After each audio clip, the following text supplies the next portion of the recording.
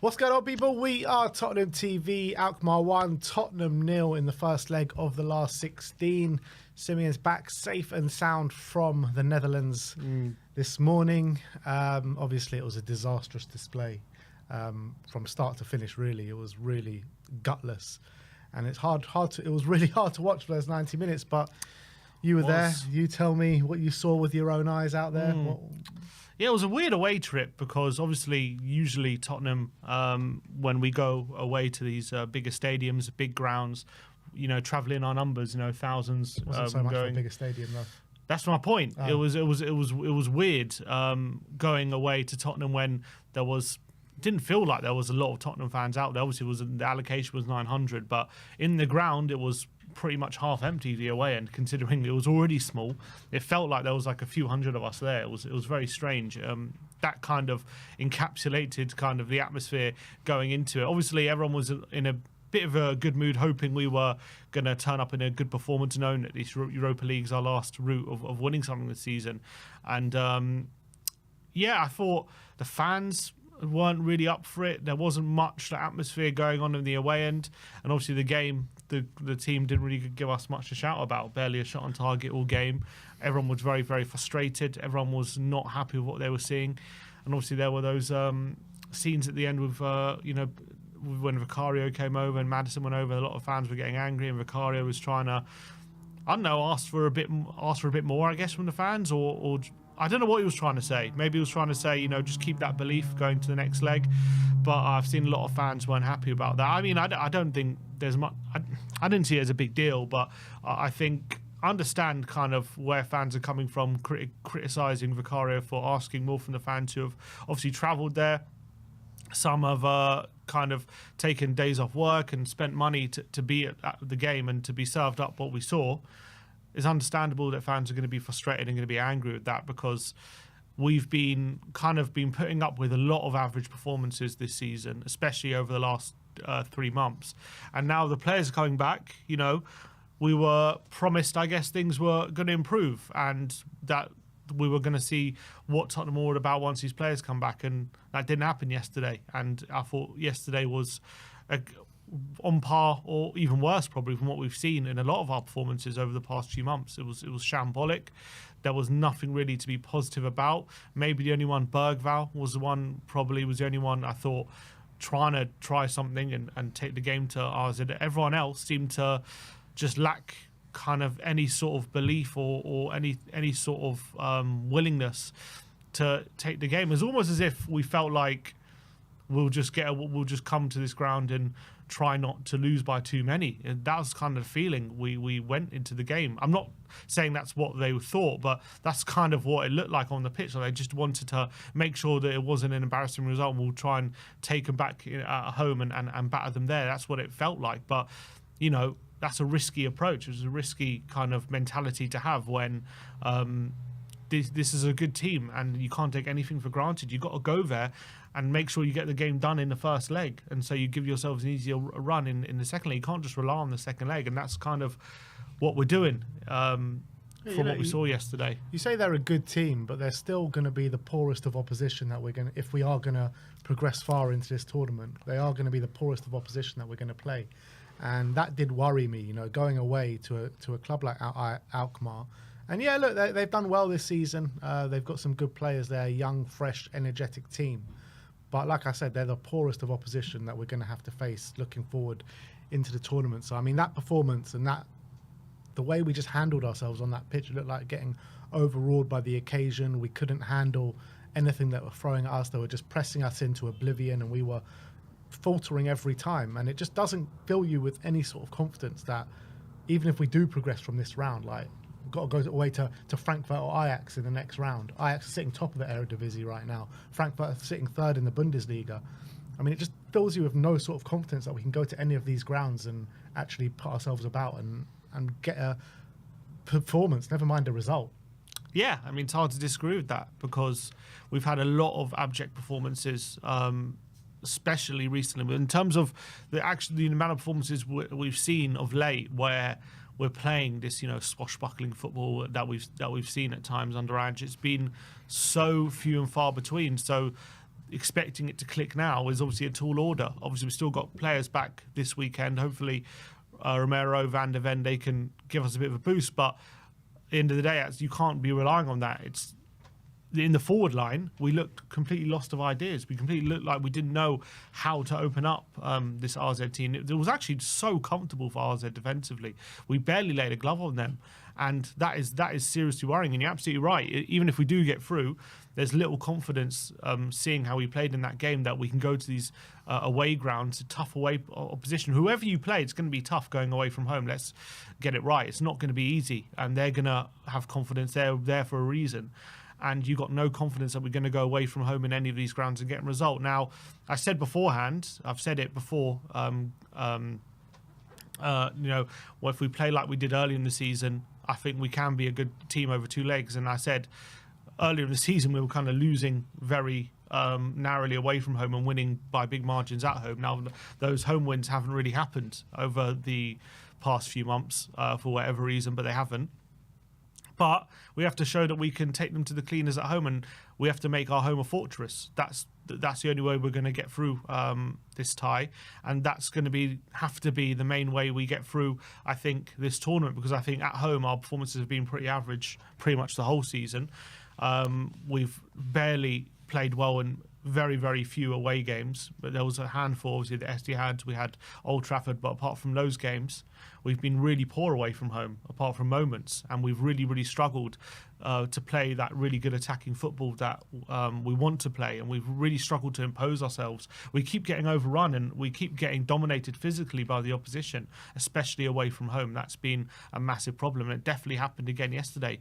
RZ came in with a game plan to with no fear, take the game to us, play their game, and we struggled to deal with them, especially in the first half. I think the second half, it was a very dead game. Neither team were really doing much, but definitely first half, they were really putting it on us, and we were lucky that, it wasn't, we didn't concede more than a goal. To be fair, the goal we did concede was an absolute freak goal. I mean, you've got to say that. What they deserve, though. Yeah, I think you'd definitely say that they had a really exciting start. Troy Parra had that chance right at the beginning, didn't he? Which Vicaria had to save. And they were putting us under pressure, winning corners, set pieces, just gaining little advantages on the wings especially. And then obviously they got their goal. It was a freak goal, but they got their goal, which they deserved. And then Parra had that 1-on-1. He should really be burying that. And they had that chance near the end of the half with a goal-mouth scramble, which we just about able to get away.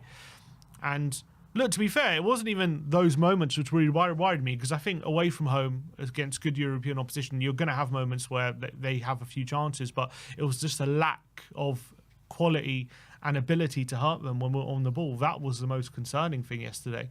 It was like a walk in the park for them defensively. We absolutely had nothing. We had nothing to hurt them.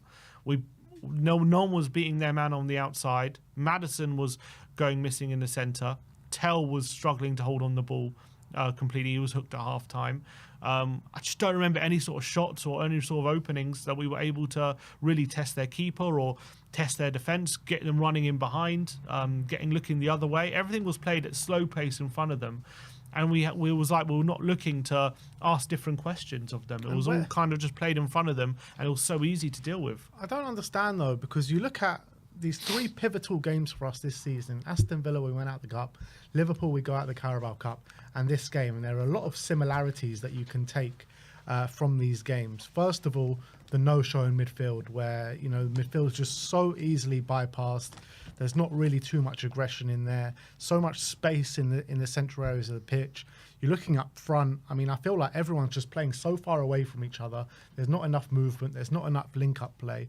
And then when we're trying to play out the back, and we're trying to play out consistently from the back, right? And RZ Alkmaar, the way they were pressing us, they were making it really hard for us to play out the back.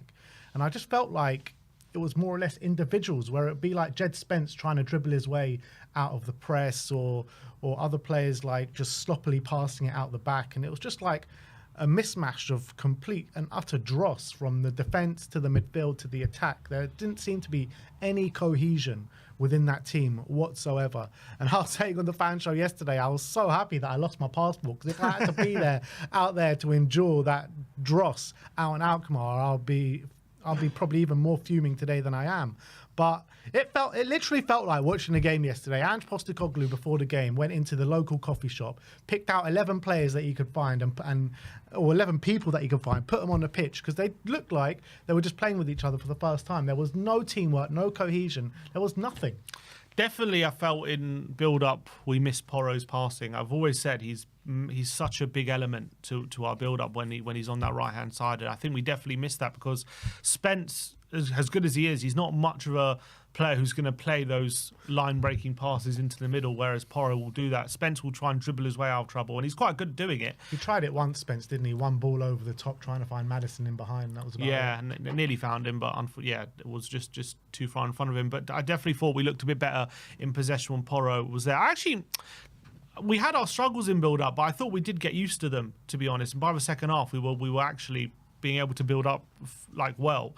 But I didn't think that was the problem. I thought we were able to find the likes of Bergvall, Bentancur in the middle. But it was when we got to them, I thought there was just nothing. We would give the ball to Son, and he wouldn't take anyone on. We'd give the ball, Odegaard was the one on in the second half. The ball was bouncing off him. When we wanted to go direct to Tell, there was a number of occasions where you could just see if it was Solanke in that position, he would be able to hold off the defender and bring other players into play, whereas Tell just wasn't able to do it. He was trying, I can see it, he was trying to back into the opposition centre-back, and it was meat and drink for them. It was so easy for them. Yeah, it was so easy for them to just dispossess him, and he wasn't able to really impact the game yet again, Tell, and obviously was hooked at half-time, and probably rightly so. I mean, didn't really get much better going forward when we did hook him. I don't think he was the problem himself. He could have taken off any of the front line, to be honest, but Tell was obviously the full guy, unfortunately for him. But he definitely struggled to hold the ball, which is why I think we were reluctant to go direct to him, because he wasn't able to do what a hold-up striker should be able to do in that position. And that's obviously been a big struggle ever since he's come into the team and is playing up front. Tell, he's really struggled with the physicality. I think part of it is just hit, he's a young player. He's got to get used to how we play that kind of role, but he doesn't seem to be quite ready to be a starting striker right now in this kind of system. What we ask of our strikers, I think he's obviously a very different kind of striker to Solanke, but we're not also asking different questions of not using him to his best ability. Try and get him running in behind. Try and get that ball over the top. We're not doing that either. That's it. That's exactly it, right? Because we're trying to use Tell the same way we use Dom Solanke, and they're completely different players. And that's got to be on the tactical setup and what Ange is instructing them to do. You can't use a Matisse Tell the same way you use a Dom Solanke. You've got to use your tools in terms of playing them to their strengths, and we're completely not doing that. Yeah, but the problem is RZ were the way they play. They're basically going in on him like man to man. So. But it's not just this game. It's all the previous games. Yeah, I'm sure the opposition team have done their analysis. They know they just don't make sure you're not giving him space in behind, and make sure you're keeping him in front of you. I'm sure that's what they're doing. So it was also on Tell as well to try and make the best of those situations, and he's not able to do it. So that's a criticism on him. But as well, I'm sure we've told we're. Because I've seen it before, we try to play our strikers, we're going given the opportunity to play them on the last line, try and get them in behind, but we weren't able to find those passes. I didn't see Tell making enough of those runs as well, to be honest. So I think it's probably but obviously it comes down to the manager, whatever way you look at it, because he has to try and get this team to make use of what their qualities are, and we're not doing that. The only player I really thought was having a decent game was Bergvall, who was, I thought, again in the middle, bossing things at times individually when he was up against certain RZ midfielders, and the way he was gliding around the pitch again was quite good for a lot of the game. But obviously was his own goal, which obviously cost us at the end of the day. But I thought he actually had a decent game. But other than him, can't tell you a good performance we really had out there. No pun intended. I think, look, Bergvall, I don't think he was at the top of his game. I think after that own goal, you could see it clearly got to him, and he wanted to fight tooth and nail to make up for it, and he was putting in such an effort in that middle of the park, and I felt like he was kind of guilty of maybe trying a bit too hard at times, and maybe the pass wasn't right, and but he was definitely putting himself about, and he was definitely one of our better players, that's for sure. But another player who played very, very well yesterday was Archie Gray, in my opinion. I thought that a number of times he was squared one-on-one with Troy Parrott, and he was coming up the better of the two players. He was putting in some really important blocks and challenges, and his just calmness on the ball sometimes got us out of trouble a couple of times. And yeah, I probably thought Bergvall, Gray, and maybe Jed Spence were probably our three best players. And Jed Spence was frustrating me as well, but in the second half, just consistently trying to dribble his way out of trouble, and he was losing the ball quite a few times. I don't think any of these three players put in a worldie of a performance, but they were probably the best of a bad bunch. I thought Gray struggled actually at times. I thought he was really good on the ball, as he usually is at Archie's. That's why he's kind of in the team, and that's what he's really good at. But I thought a number of times they went direct to Parrott, and Gray was challenging him, and he couldn't win the header, and actually put us in a lot of trouble. On the floor, though, I thought he did very well against him. Yeah, on the floor he was a lot better. But I thought those moments when he was getting dominated in the air, I think that actually led to quite a few openings for RZ, and it led to basically, because if once he loses that header, and once Troy wins the flick on and it falls to an RZ player, all of a sudden we're in trouble because you've got Gray out of position. They're coming in on our back four, and that led to quite a few openings for RZ, I felt. So, but on the flip side of that, I think he saved us on a number of occasions, Archie Gray, yesterday. On a number of occasions. Yeah, I thought he did well at times as well. I think it wasn't a bad display. I just thought those moments when were what put us under pressure a lot, especially in that first half. That's where we really struggled. But the second half, he seemed to settle down a bit because we obviously restricted RZ a lot more in that second half than we did in the first half. They weren't getting as much joy. And I think a lot of that was Parrott wasn't getting as much joy in the air. I thought Udogie put in a bit of a disaster class yesterday at left back. You know, his passing was all over the show at times. Defensively, he was getting done on the outside where they were able to get consistent crosses in, and up front going forward, he literally contributed absolutely nothing. I thought it was a really poor display from Destiny yesterday. Yeah, I don't remember too much from him, to be honest. I just think it was a poor display. To be honest, I was surprised he didn't start Spence on the left and Porro on the right, because I thought we needed Porro in this game, I felt. And I also think Sunday is more of a game for Spence and Udogie, the way Bournemouth play, than it is for Porro. So I was a bit confused by the selection. Look, obviously playing Spence and Udogie in this game, it's not like, wow, what a terrible decision. I just thought, if I'm looking at the two games and what skill sets suit which game, I would say I'd want Porro in this game, and because I think his quality could really be a difference in opening up RZ. And I think in the game on Sunday against Bournemouth, which we'll get into later, you know, the chaotic nature of Bournemouth probably calls for more of a Spence and Udogie against those wingers of Bournemouth than this game. So I wouldn't have done it in that way, but obviously he chose Spence in this game, and I think Udogie did struggle. I think Spence also had similar struggles. I thought Spence was better, but I think defensively as well, he was kind of getting caught out as well on his side. I think both of them weren't great on the sides. I think the difference with Spence and Udogie is that Spence was able to work a little bit more in those tight spaces, able to beat a few men and actually get us up the pitch somewhat a little bit, where Udogie just struggled to do that at all. He just couldn't do anything going forward whatsoever. Yeah, it was disappointing from both of them. And I think we did definitely have our struggles.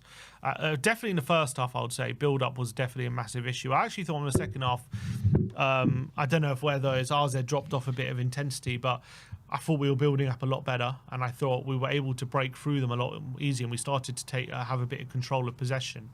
But we just had nothing in the final third. Absolutely nothing. And obviously he took off Maddison. Obviously he brought Solanke on. And brought Odebear on at half time, but it didn't really help anything. We were just looking completely insipid. Never really looked like scoring. It looked like we could play for another 3 days and not score. We never looked like scoring. And obviously we got a massive blow as well late in the game with Solanke going off it injured. Looks like a knock to his back. We've seen. I remember. Those obviously can be innocuous, but they could also keep out for a while, depending on where he's hitting stuff. I remember in the World Cup, Neymar taking a really bad hit to the back, and all of a sudden he was out for like a few months with a really bad injury. So let's hope Solanke's not as bad as that. The reality is you don't want Ange ever to say you're sore, because when he says you're sore, it does seem to mean a bit more than that, and that's what he said after the game. Let's just hope he's not out, because he looked really bad coming off the pitch. He couldn't walk. I don't know if he went straight down the tunnel or what when he went off, but it looked like a significant injury just watching it from the TV. Yeah, it looked like a bad hit. Second time, by the way, again, especially against RZ, we've had a player coming off the bench, returning from injury and get injured again. It was the first one, Odebear. Yeah, got another clash with the keeper as well. He got clashed with the keeper. Wasn't Odebear's a hamstring though? I think he was like overstretching for that ball, and then he got hit with the keeper, and I think that might have contributed to it. Yeah, I mean, I want to talk about Bentancur because I feel like when we play these kind of games, when you know the opposition are going to press us, particularly away from home, and it's going to be a dogfight, and they don't give us a moment's rest on the ball. I feel like in these games, more than not now, Bentancur is getting overrun. You're looking at the Villa game, same thing. You're looking at the Liverpool game, same thing. And unless we're going to be the ones in the ascendancy, which we actually saw a lot of the ball yesterday, we just didn't do anything with it. Unless we're going to be the team like proper in the ascendancy and able to break down the opposition on a consistent basis, I don't think Bentancur is good enough to play, or that's his role, to play the lone six. It just doesn't work.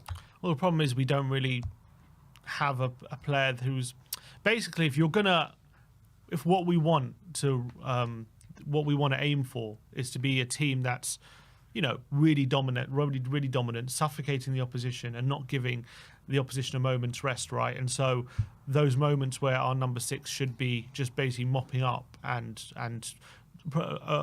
blocking out that space, that should be few and far between. The problem is we have to do it way too much. So the players in Bentancur's position, whoever it is, seems to have to do way too much work. And I think whoever we put in that position right now, they're going to have similar struggles, and that's what we've seen, really. I don't think it's a Bentancur specific thing. I think it's just the way the system is functioning is leading to that player who's the most offensive of the midfielders having to cover way too much ground, having to put out too many fires, and they're not capable of putting out as many fires as we need them to. I actually didn't think the midfield specifically was the main issue. I didn't think it was great, but I didn't think it was the main issue yesterday. I thought, yes, there were times that were overrun. Again, when you go away to these grounds, especially in Europe, or good away games like Liverpool and Villa, it is going to happen. It's about limiting that the amount of times it happens, and I think we're not being able to do that at the moment to a way good enough standard.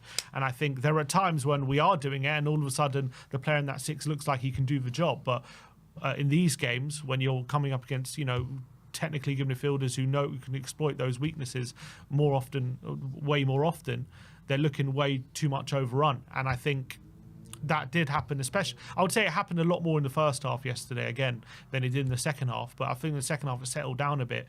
But again, I think the main issue is we're getting the ball in the middle, we're getting the ball very quickly out wide to Son or Johnson, and it's very quickly coming back, and that's leaving the midfield exposed at those times, and that's a big issue. If you had a player out wide who could keep the ball and sustain that attack, I think that issue, I wouldn't say it would go away, but it would be a lot less than it is currently in these games. It was so frustrating yesterday because it was something that I noticed, and it was happening regularly, where Spence would do a really good action or Gray would do a really good action and he'll beat a man, beat someone in the press, and then just give it straight back to them. It was just so frustrating. It was like classic. It was basically like our season in a nutshell, right? 1 step forward, 3 steps back, and then suddenly RZ are on the attack against us. It's like basically what we've been going through with the injuries, right? 1 goes, 2 goes. I mean, that is literally the story of our season, isn't it? 100%, and it's definitely the story of the last few months, probably since December for sure. It's just been so hard to watch, and yesterday, especially just given the context of our season and how big a game it was yesterday. And to be fair, look, it is only 1-0, and the second leg, that's the biggest positive out of this game. Yeah, that's the biggest positive, that it was only 1-0, considering that first half. It could have been a lot worse than it was. And look, we've seen teams have disappointing away results, then turn around in the second leg. We've been on the end of that this season against Liverpool, better performance at home, and then got completely crushed away. So we got to hope that Thursday we go into it in a different mentality. We go at them from minute 1, and look, we get an early goal, and all of a sudden the nerves will settle. And I'm still confident we'll make it through. But the problem is we've just seen that away performance so many times now this season. The worry is we play a better side like a Frankfurt on Ajax even in the next round, and play away from home like we did, and the game could be over in the first leg, and we'll give ourselves too much to do. Well, actually, the first leg's at away. Yeah. So you kind of, in a weird way, that's even a worse fear because it's like we have to have a big win at home. If we're not at least 2 or 3 goals up in that home leg, you worry for us in that second leg. Even so, I'm not that confident at taking these team at home. I know we did a Europa League video and I was saying, yeah, we're the favourites for this, we're the favourites for that, we're the favourites for this, and we are the favourites still, in my opinion, in these games. But I've just got no confidence after seeing that performance. And I really believed that with the players coming back, you looked at the bench yesterday, and it was the best bench I've seen in such a long time at Tottenham Hotspur. You had, really good talent everywhere you look on that bench, and I felt Ange took way too long to make the change. I know he brought Odegaard on at half time, but the next change after that was after the 70th minute. And I don't know what he was watching. Like, I think he should have made like a triple change at half time with how poorly we were playing. We had nothing to go and hurt the opposition, but in terms of how can we be confident in these games at home when we've already seen games at home over the course of the season, losing to Ipswich, losing to Leicester, a Leicester team that have lost 14 in their last 15 or something, 1 win coming at the Tottenham Hotspur Stadium. Like in previous seasons, I would agree, bringing back to Tottenham and I think we can go and get the job done, but I think we can, but I'm not confident that we will. I think Thursday, when it comes around again, obviously we'll have a game in between then, so we have to wait and see what happens on Sunday and the feeling there. But I think on Thursday, knowing the importance, I just have to believe they're going to be up for that game. But why weren't they up for this one? This is literally... I couldn't tell you. This was the first leg, or this is basically first half of the biggest tie of our season. And Aston Villa, at that point, was the biggest tie of our season. Anfield was the biggest tie of our season at that point, and it's been no-shows in any of these games. Yeah, absolutely right. There's no doubt about that. We've been terrible in all those games. So, there's no real reason to think that we're going to be up for this game, apart from the fact that hopefully we're going to have a couple more players back. Maybe Solanke's injury is not so bad. I do think if Romero van der Ven play can make a big difference to that back line for sure, in terms of just how dominant, how much we can, when the ball's going into the opposition striker, they're not making it stick. We're all of a sudden, able to maintain attacks. But at the moment, attack is not showing anything. The attack is not showing anything that near good enough to believe that we can blow teams away, and that needs to massively change.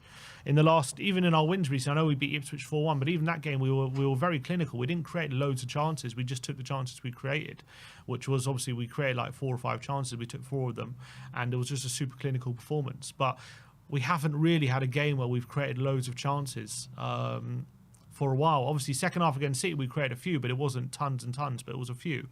But I can't remember the last time we had a game where we just created loads of opportunities. Yeah. It's been a while. It has been, and so that's a massive worry. That's a massive worry. But there was no excuse. There was no excuse to put in that kind of a lethargic, insipid, gutless display when you're looking at 8 days break. Sonny had a rest. He didn't even start the game against Man City.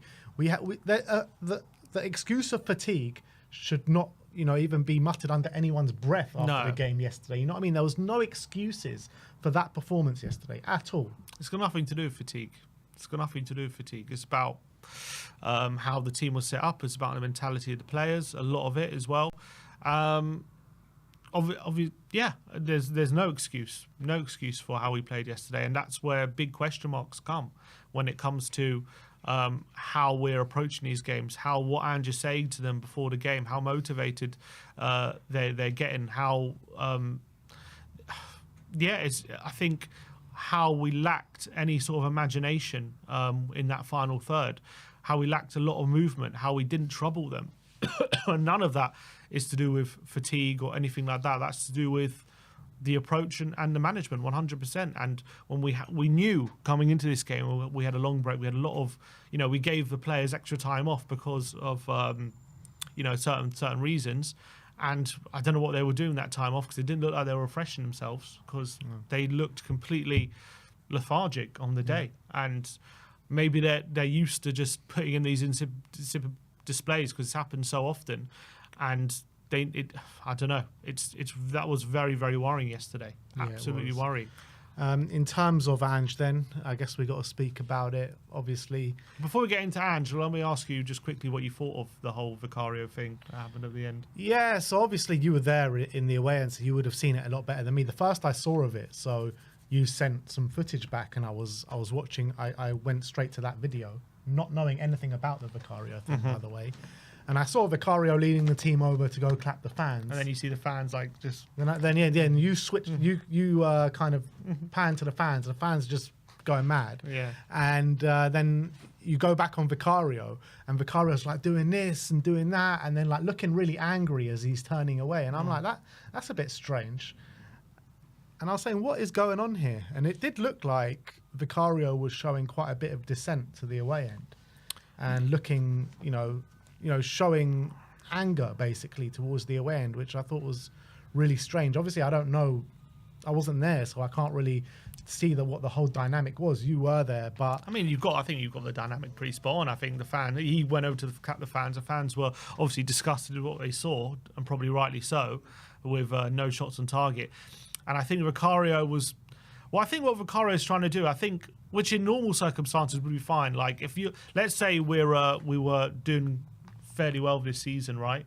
And we had that performance in a first leg, knowing, there's still belief going back into that second leg, we can turn it around. And we just as much as we're not happy with that performance, it's only 1-0, and all we have to do is, still believe and come together, knowing that if we keep supporting the team, that second leg, we can turn it around, blah, blah, blah. And that's kind of, I think, the message he was trying to show. I think at the end of that game, like, he was trying to say, look, like as much as everyone's unhappy, it's kind of like we're all in this together. We need to be up for it for that second leg, and still believe, I think, was kind of the message. Like, come on, still believe. But it definitely fell on deaf ears coming out, because we're 13th in the league. That was our 18th loss of the season. It was another insipid away display, which has been a number of them this season, especially as well the number of insipid displays, first of all on big occasions, and also games where the fans have travelled long distances like Anfield and inconvenient times, right? Yeah. To be there, paid a lot of money. And we go then, there's no shot on target. Some of us pay a lot of money not even to be there. Yeah, well, exactly. And, you go there, there's no shot on target. There's nothing really to go off. So to ask the fans then off the back of that to still be supporting what they're seeing and believe that in that second leg, it's all going to be okay, and you just got to keep believing and we'll turn it around.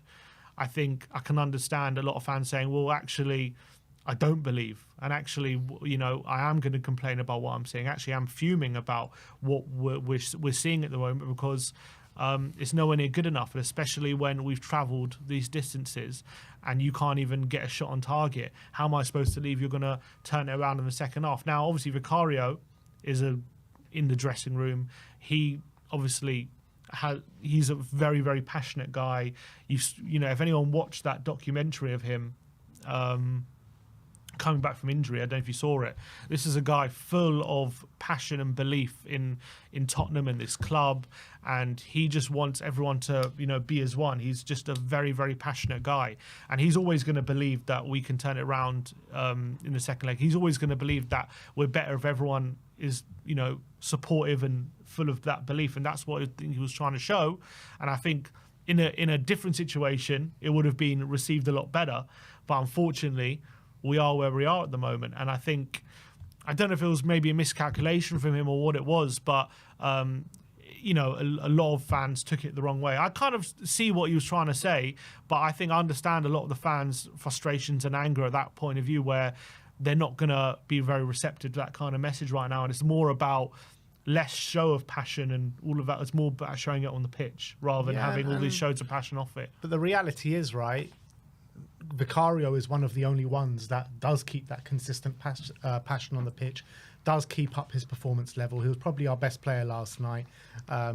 Copious amount of saves. Since he's come back, he's probably been our best player consistently as well throughout that time. So I think Vicario is one of the only ones that can hold his head up high throughout this moment and say, you know what, I've been here for the team and I stand up for the team every single time. But you got to understand the fans and where the fans are coming from, because they've got to sit through this week in, week out, not just through Vicario since Vicario's been back, but before that, and how bad it's been. It's been pretty much a pressure cooker of emotions from the fans all coming out after every game now, and it's only going to get worse and worse as these performances carry on to get worse and worse. And I can understand the fans' sentiment and kind of mentality after that game, and I think Vicario should probably, I get, you know, he's a very emotional guy and he just wants what's best for the team and he bleeds blue and white, and I've got so much love for the guy, I really do, but he's probably got to realise where the fans are coming from and being like, all right, cool, we'll do it on the pitch next week, instead of showing that emotion towards the away end.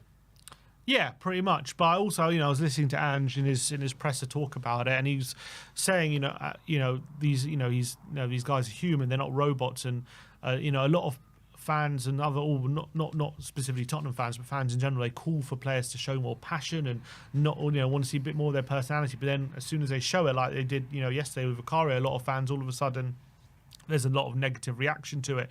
And I also kind of get that point, which is why you see a lot of players just go do a little clap to the away end and walk away, and they don't, show that their emotion or anything like that. And I also, that's not what we want. We don't want players to do that as well. So there's kind of, another side to the coin when it comes to that. I don't like the negative reaction being shown to specific Vicario. I understand it to the team, but all this kind of piling in on Vicario because he did that, I don't really agree with that either. I think Vicario is just a passionate guy, and I think he wants what's best for the team and the club. That's what he's trying to do. But I understand a lot of fans aren't receptive for that. What I saw, he was showing anger towards the away end, where that's not where the anger should be kind of directed at.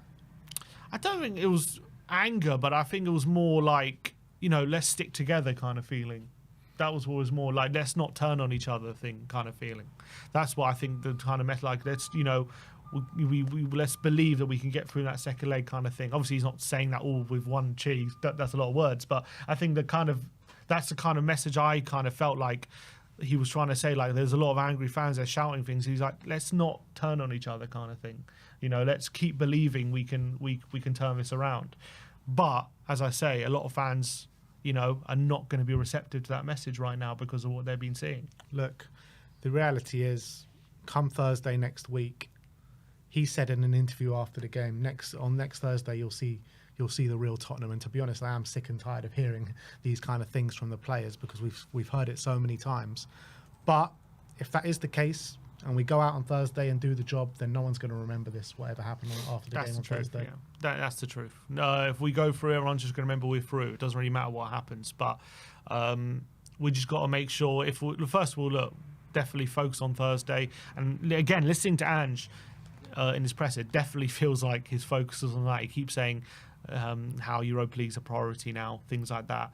And he knows how massive the Europa League is, especially for his job, but also just for all the the fan base as well. If we go out that Europa League, it can't not, unless we win every game in the Premier League, it can't not be toxic. If he goes out on Thursday, his job is untenable now. I think surely you've got to agree with that. Yeah, I think I agree. I can't see any real reason to keep him if we goes on. I've said it. I said if we go out of the round of 16, I'll be Ange out. I'll say he needs to go. Sim's under a week from being Ange out if we go out. I think there'll be no reason to keep him. I think, especially if we're, if Romero and Van de Ven are back and Solanke are back, and we can't overcome a 1-0 deficit at home to RZ. As much as I think RZ showed they're a decent team, they've also showed in the last game how they dismantled Galatasaray, that they're not to be trifled with, RZ, but we should also not to be trifled with them. They're trifling with us right now. The reality is they finished 19 in the Europa League group stages. Mm-hmm. With the quality that we have in the team, with the rest that we had in the team, we should be going there and at least, at the very minimum, in a poor performance, get a draw. Yeah, for sure, and that's what Ange said yesterday as well. He said even yesterday, even though we didn't play well, we should be getting a draw. Like, we just no excuse to lose the game like we did, and that's happened. To be fair, a lot of games where we've lost by a goal, where we should at least be taking a draw, even if we're playing badly in these games, and we're not even doing that at the moment. and it's very worrying, and I think. Yeah, I think Thursday is going to be a very, very massive day. It's going to be a very, very interesting day to see how the fans are on Thursday. If they're going to be supporting the team but behind them, or is it going to be a weird atmosphere from the start? I just don't get where these performances comes from, because you hear all these players come out in massive defensive ange all the time, right? And, you know, we really believe in what we're trying to do. They like the style of football that Ange is trying to implement at this club. And then when you see the performances on the pitch, specifically the one last night, it doesn't kind of add up, these kind of things. It doesn't feel like, watching that game, it didn't feel like they believed in what Ange is trying to do. What did you think of there's Maddison, the clip of Maddison on the bench? I don't know if you saw it. Yeah, I saw it. Danny came on the fan show yesterday and said, like, oh, apparently he was saying to Son, it's always the same or something along those lines. Well, you have to be a master lip reader to apparently to Danny is a master lip reader. But it looks like he said, yeah, it's the same every game or something like that. Yeah. Which is obviously not great. And there was some people, I don't know if this is a bit too conspiracy theorists, but some people who are suggesting, you know how players usually when they talk to each other, they cover their mouths so the cameras don't pick up, but Maddison was not doing that. So was he knowing that the camera was on him saying something, or is that just a moment where he was talking to Son and it was just caught on camera? It's hard to know for sure. Obviously they're watching the game on the sidelines there, and they're having to talk about it. Maybe his thought isn't, you know, the camera's on me, but he did seem to say that. And when players are letting those frustrations out during the game, that's never a good sign, that's for sure. It can't be a positive thing, and that's maybe they are kind of running out of maybe they're running out of, not excuses, but like ways to, maybe they're kind of looking a bit lost at the moment. And when people are saying that kind of thing, that's the kind of thing when you're running out of ways to change it, kind of. And works. By the way, those two players that they panned into with our club captain and our vice captain. Yeah, exactly, looking despondent on the bench. On the flip side, you had Van der Ven and Romero looking like coaches on the bench, trying to be cheerleaders. You saw Romero kicking every ball on that bench. He looked like he was desperate to be out there, to be honest. But Son and Maddison did look a bit despondent. And obviously, look, we don't know what he said, but it seemed as though he said something to that effect. It's the same every game or something. It's a strange one with Maddison, isn't it? Because when he first came in the club, he was like, oh, I came here because of the call with Ange. And, you know, he really like... Everyone mentions the call with Ange. Yeah, everyone mentions it, but then... But I feel like Maddison's time with Spurs, I feel like something has happened between him and Ange over the course of it. Maybe they've patched it up, maybe they haven't, I don't know. There have been a lot of times he's been left out of the team when he could have been picked as a vice captain as well. And he's very up and down, isn't he, Maddison? Sometimes he puts in such a really good display. The other time, you know, last couple of games, he hasn't been good at all. I mean, do you think there is something there? Is there a bit of disgruntlement there from Maddison? Maybe. I mean, if you're saying stuff like that, it doesn't sound like you're fully behind a manager, you know, what the manager's doing. If you're saying it's the same stuff every day, every game, and I don't know if you're suggesting we're not changing it or we need to do something different, but we seem to be encountering the same problems for sure, especially in the forward line. We're having real struggle, kind of, especially centrally, to kind of break through any sort of defence. The only joy we can have is when one of our wingers is getting the better of the fullback, and then all of a sudden the options open up for us. But in the middle, we're struggling a lot to kind of create any sort of chances around that zone 14 kind of area, and having any shots or any chances playing right through the heart of a team. It seems we're way too easy to deal with. And to be fair, that is obviously the hardest thing to do, but is make chances through that area, which is why you see a lot of good teams like Arsenal, they always go down the wings. That's where they find their most joy. But when you've got wingers at the moment, like in the vein that we have, where they're not the best at beating their fullback all the time, then you have to find other ways to create chances, and we're not doing that whatsoever. And but Maddison as well has got to take a bit of responsibility for that. I felt like yesterday he was getting on the ball and just wasn't looking to do things. He was just keeping it way too safe. He wasn't looking to create opportunities. He wasn't trying to force the issue. It's kind of like if there wasn't a perfect opportunity, he would just play it safely to the side or anything. There wasn't like speculative ball to the back post, long shots, trying to speculate to accumulate kind of thing, and trying to make stuff happen. We don't do that enough. Anywhere near enough. It's like we tried to create the perfect goal and like the way we trying to set up, and if we don't do that, it's like all of a sudden we're not trying new things, and we don't do. There's no spontaneity, it seems, which is really frustrating, and it shouldn't be like that. Which what Ange Ball is all about. Yeah, Ange Ball is all about that kind of thing. If you see the space, go run into it. Try things, hit the ball to the back. You know what I mean? It seems as though in the back line there's a lot of it. Like you see Danso going, running all here, there, and everywhere. You have the fullback seem to have a bit of freedom to move inside or outside and all that kind of stuff. But then it goes to the forward line.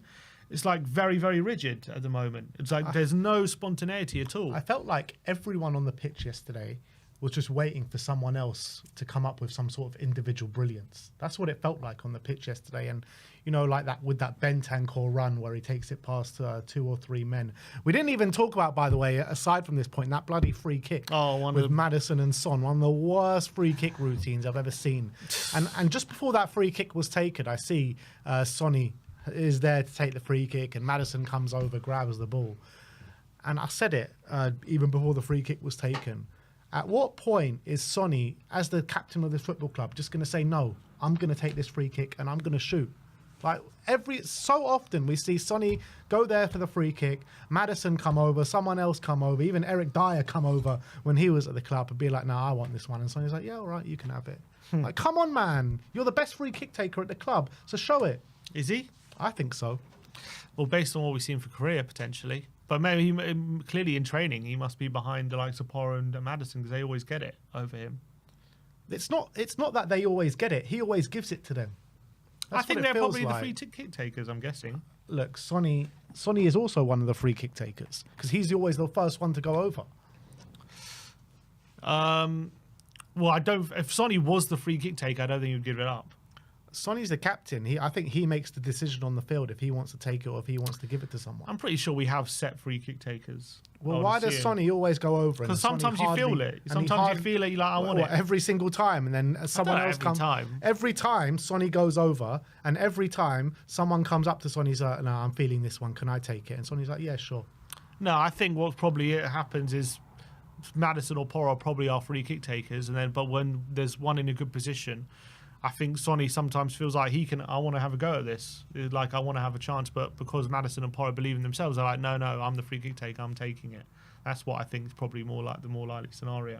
I don't think so, because I think Sonny literally goes over. He's like the first one there, every free kick. Literally every single one. So if he's not the free kick taker, then why is he going over there? I don't think he goes in over every single one. There are definitely some where he does go over because he wants it. He wants to take one. So why doesn't he? Because Maddison and Porro probably are free kick takers. So why is he going over there? Because he wants to take it. Just you can want to take it. You don't have to be the free kick taker. Just like sometimes when you're not the penalty taker, you go over. You say, "I want this one. I feel it." He even did that in the South Korea game, didn't he? In the stoppage time, he's the penalty taker, but he gave it to Hwang, didn't he? Yeah. Because Hwang haunted it. But I'm just saying. Obviously, he was the penalty taker at that point, but I'm saying he's probably not the free kick taker, I'm assuming. If it's happening every time, he's probably not the free kick taker, I would assume. And he's probably saying, I want this one because, it's a good position, I feel it. But Maddison and Porro are probably like, well, I'm the free kick taker and I believe in myself, I want to take it. First of all, I just don't think that's the case. I really don't. From what I see with my own eyes, it looks as though Son wants to take a free kick and it gets taken off him every time. And it's because he's too nice and he gives the ball over and he says, you know what, you take the free kick. And every time the free kick gets taken, it's an absolute stinker. Apart from that one time, Maddison put it in the back of the net. Who was it against? Villa, yeah.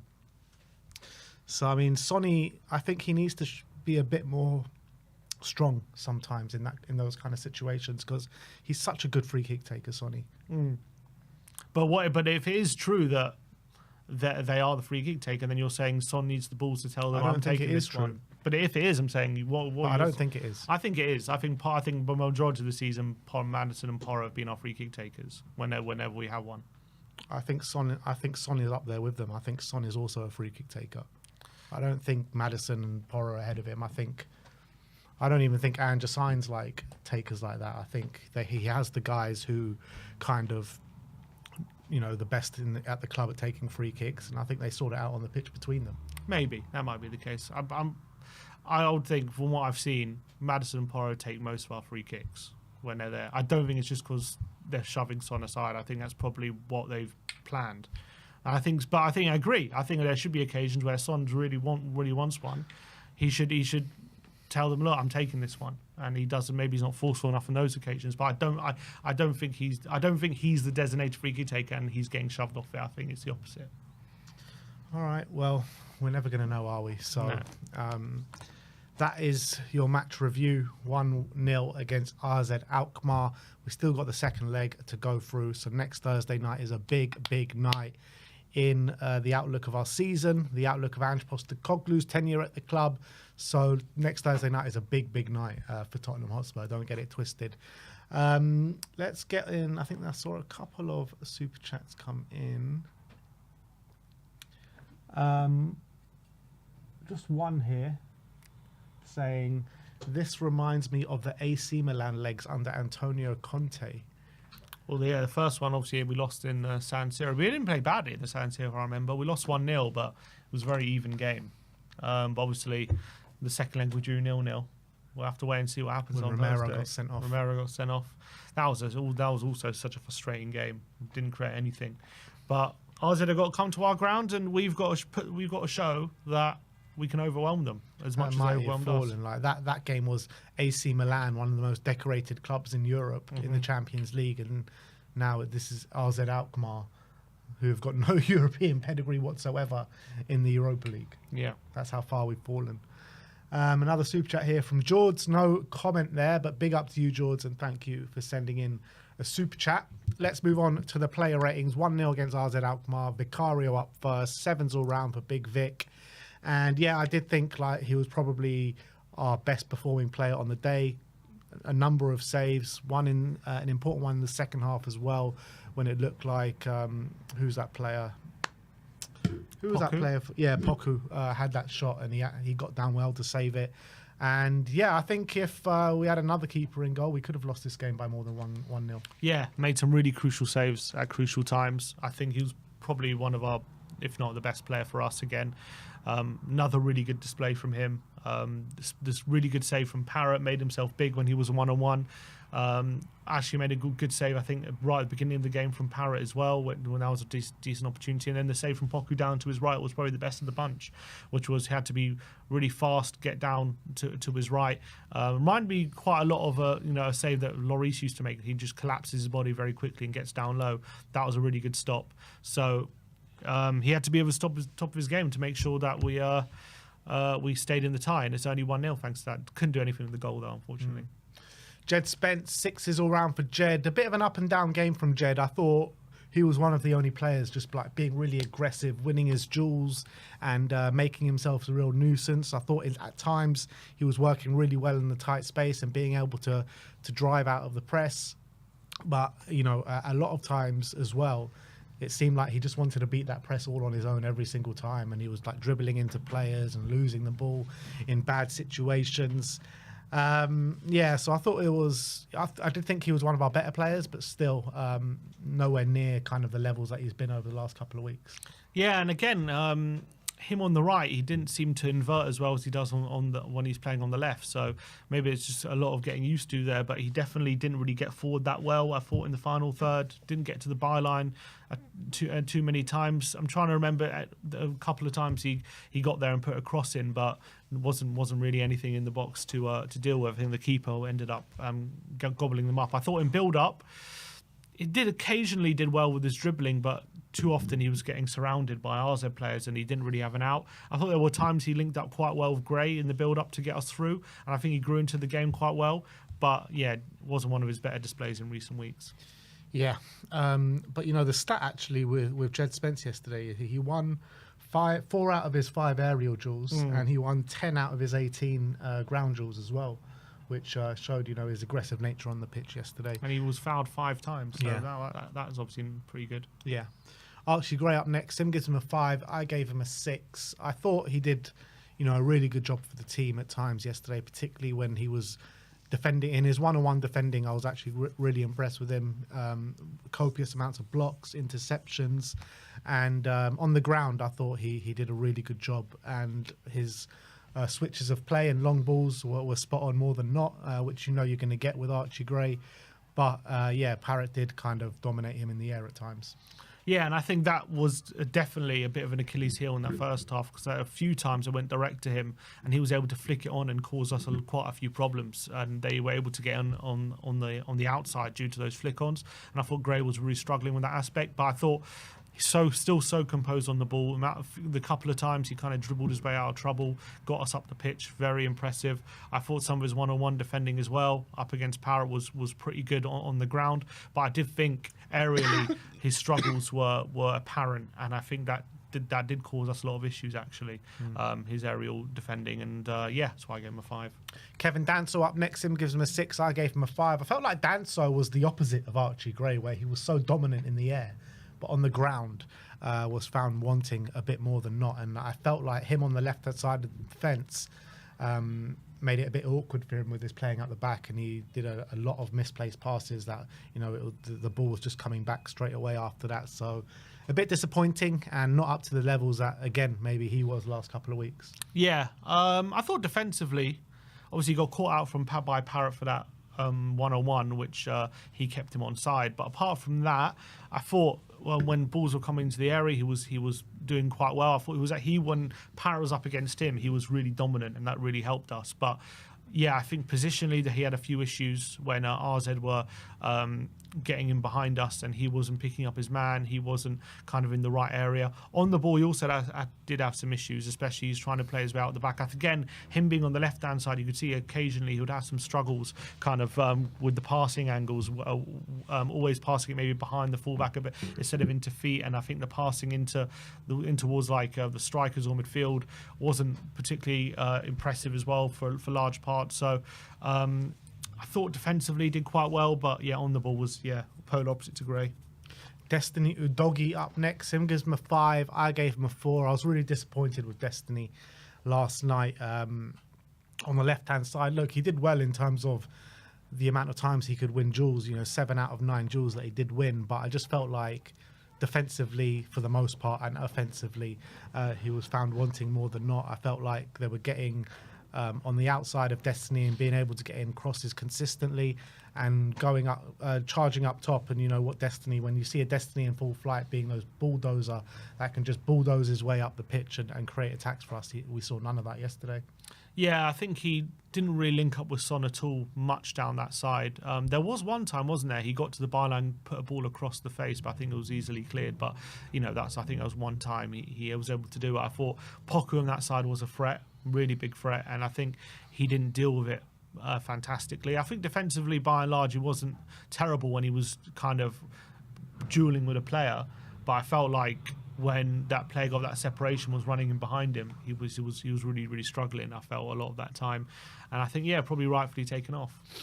Bentancur up next. Him gives him a 5. I gave him a 4. I thought he got overrun a bit in midfield yesterday. I thought Jordi Classy was incredible yesterday and kind of showed up Bentancur. But again, a bit of an up and down day for Bentancur, where, like I said, a bit overrun, not really in the game for the most part, but then he would pop up with, I think he cleared the ball off the line in that goalmouth scramble.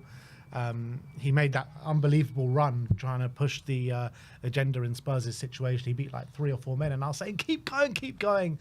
But then he passes it and the move kind of breaks down. But I felt like him trying to progress the ball up the pitch, he just couldn't do it on the night. I felt like, I think a lot of that was to do with some of the other players around him, where he'd give the ball off to a Johnson or Son, and they would immediately lose it, and it would come back in, against us. All of a sudden, he's on the run and he's chasing players down. Led to a lot of holes. I thought individually it wasn't a terrible display from him. I think system-wise, he definitely struggled. There are also some times where he should have really won a duel and he was coming out second best in a 50-50, and you can't be having that when you're in the 6th position. You have to be making sure that if it's a 50-50, it's your ball. And too often he wasn't doing that. But I did think his anticipation interceptions were pretty good. I thought on the ball, I didn't have a massive problem with him. I thought he just did his job fine. But I think let down by some maybe not enough aggression off the ball, especially when he's dueling. And I think, I think being overrun as well was a bit of a problem. Lucas Bergvall up next, 6 all round for Lucas. Obviously, we lost 1-0 and the goal came from an own goal from Bergvall. Just sliced it. And, you mentioned before he could try that 99 times out of 100 and it probably won't happen again. But it just loops over Vicario, loops over Jed Spence, who was on the line, and finds its way in the back of the net. So a really unfortunate situation for Bergvall. And, Vicario goes straight up to him and says, it's all right, keep going, keep going. And very easy for a player of his age and where he's at in his career just to lose the plot after that and, maybe, lose yourself in that game. But I don't think he did that at all. I think actually it was the opposite effect. And he tried so hard to kind of bring the momentum in Spurs' favour. I almost felt like sometimes he was trying a bit too hard, but he was definitely one of our better performers on the pitch. He's so aggressive in the middle of the park, trying to win the ball back quite consistently. I just felt like on the ball, after he kept, being really aggressive and winning the ball back, I just thought sometimes he was doing some heavy passes or some weak passes. And I just felt like maybe he was just trying to overdo it a bit yesterday. I think he was definitely one of our better players, but I think obviously he had one of the better moments of the game for us when he did a really good turn in the middle of the park, kind of strode forward to close to the box, then they had a go from like 25 yards, which flashed wide. That was one of our only dangerous moments of the game, to be honest. But I thought a lot of the time in midfield, the way he glides past people and gets us up the pitch is very, very impressive. But again, I think off the ball lacks again a bit of discipline. I think he goes running after the ball too often, and gets passed around, and it's too easy to deal with. I think that comes with maybe being a bit more smarter and a bit more experienced when to really push and do those kind of things. Obviously, a lot of it comes from Ange as well, who obviously gets him to run after people. So I think that's got as well to do the manager. But I think Bergvall, by and large, had a pretty decent game. I think on the ball, he was one of the only ones who was actually looking confident, looked to cut above the opposition. Whereas I think other midfielders were caught, didn't look that at all, and were a bit too anonymous. So I think good ball carrying, pretty decent passing, was pretty energetic, but wasn't his best display. Yeah. James Maddison up next, 4s all round, and we needed someone like Maddison to step up for us yesterday when, there was little to no chance creation on the pitch, and he was the chief creator, being the number 10, vice captain as well, and he needs to grab these games by the scruff of the neck, like he did in the home leg. He was brilliant in the home leg or the home game in the group stages against RZ. He really knuckled down. He was hard to kind of get the ball off. He was driving us forward, and we saw none of that yesterday. And, there were a couple of times, I think he drew about 4 or 5 fouls on the pitch yesterday, 3 of them coming in the opening 20 minutes or so. But after that, he just kind of vanished in the game and was pretty much a ghost for the majority of it. Yeah, I agree. I thought he looked at the beginning like he wanted to really make stuff happen, but then once it got to the second half, and I don't know whether there was an energy thing or what it was, but he just stopped impacting the game whatsoever. I think there was large parts of it was very anonymous. When he was getting the ball in the final third, very little kind of willingness to try things and force the issue. I think off the ball as well, when he was getting involved in a duel or something stuff like that, it wasn't too bad. But again, just wasn't helping out defensively. I think in our defensive third enough, and that caused a lot of kind of being outnumbered quite a bit in the midfield. But I think the biggest disappointment again, him in the final third, basically not really doing much, not looking for those balls in behind, not looking to create shots, not looking to take people on dangerous areas, and then that free kick summed him up really. That horrendous free kick. That'll go down in infamy. I think that free kick is one of the worst free kicks I've ever seen. It was such a great position to shoot, just bloody shoot. Looked like Son wasn't ready for it. I don't know what they were trying. But it's weird because they both talk about the free kick, right? They both talk about it. They both know what they're doing, and then the execution, it looked like neither of them knew what they were doing. Yeah, I don't know if it was Son moved too early. I don't know if it was just Son's layoff was terrible, so it couldn't. It seemed like Maddison just moved too quickly for it. Or maybe Maddison moved. Maybe it was just a mishmash of everything, but whatever it was, absolute shambles. Yeah. Let's move on to Brennan Johnson. 3s all round for Brennan. look, we speak about it consistently, saying if he's not scoring in the game, he's not really doing much else. And this was a key kind of example of that. He literally impacted nothing in the game yesterday. I don't remember him doing anything at all in a positive or negative manner. He was just a complete ghost.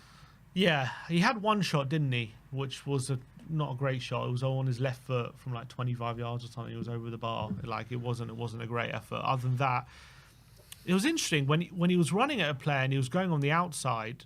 Didn't look effective whatsoever. But there were a couple of occasions where he did get the ball and drove inside, and all of a sudden looked a bit more threatening. But again, still wasn't able to kind of link up with anyone. I think he was well shackled by their fullback too often than not. Again, whenever we got the ball out early to him, that's his moment to really go at the player and really be direct. And he wasn't doing it whatsoever. Didn't look confident. And I mean, you can't really get on the back on the back post of a cross where there's no crosses coming in, but didn't really do enough to impact the game whatsoever. And he was just completely anonymous for a lot of it on that right hand side. Didn't really give them too much trouble whatsoever. Sonny, threes all round as well. He did have that one good opening, didn't he? When it looked like the defence was splitting and he had that opportunity to shoot and he got a shot off. But, you know, Sonny, like we say so many times this season, Sonny in top form probably polishes a chance like that off, you know. Unfortunately, didn't. And apart from that chance, he couldn't really, you know, chances were just few and far between. Every time he got his opportunity to take on his man, seemed like he got tackled. And, yeah, unfortunately, he just couldn't make an impact in the game.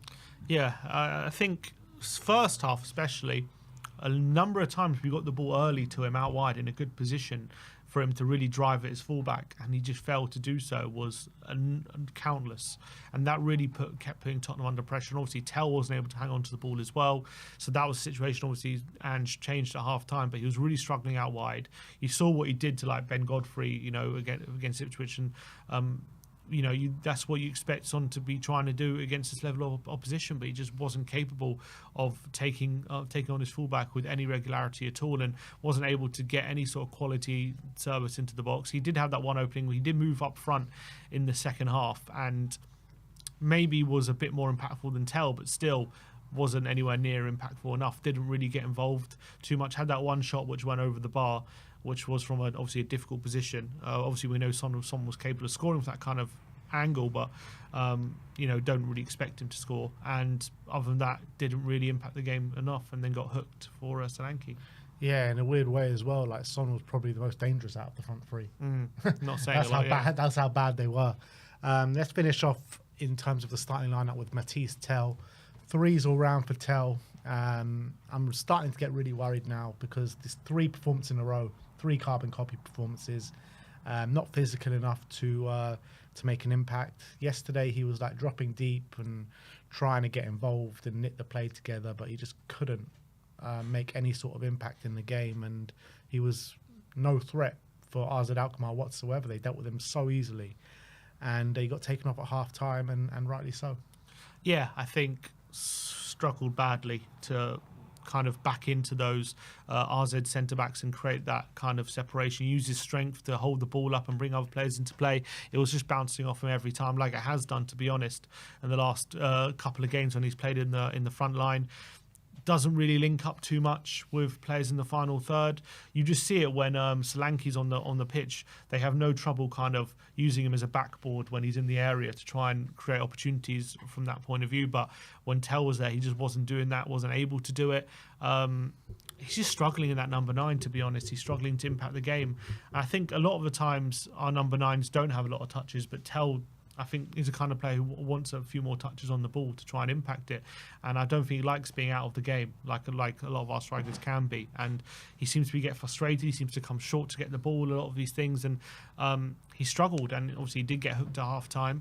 And it was interesting hearing Ange in his presser talking about Tell, he said the plan for him before he came was when Solanke comes back, he's going to play out wide. That's what he said. He said that was the plan. He said we've been playing him up front because of lack of options, also to build his fitness. He's kind of using these games to build his fitness, he says. That's what he posits. But so it'll be interesting to see if Solanke's he's went off injured, but let's hope it's not bad. If he is back, it'll be interesting to see what we do with Tell.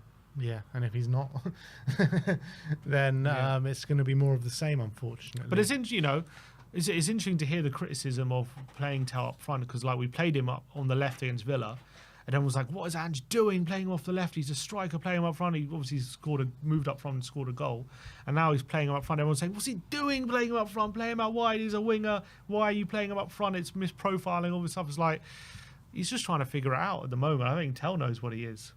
Yeah, I mean, look, after that Aston Villa game, we both said he looked a lot more comfortable up front. He did, yeah.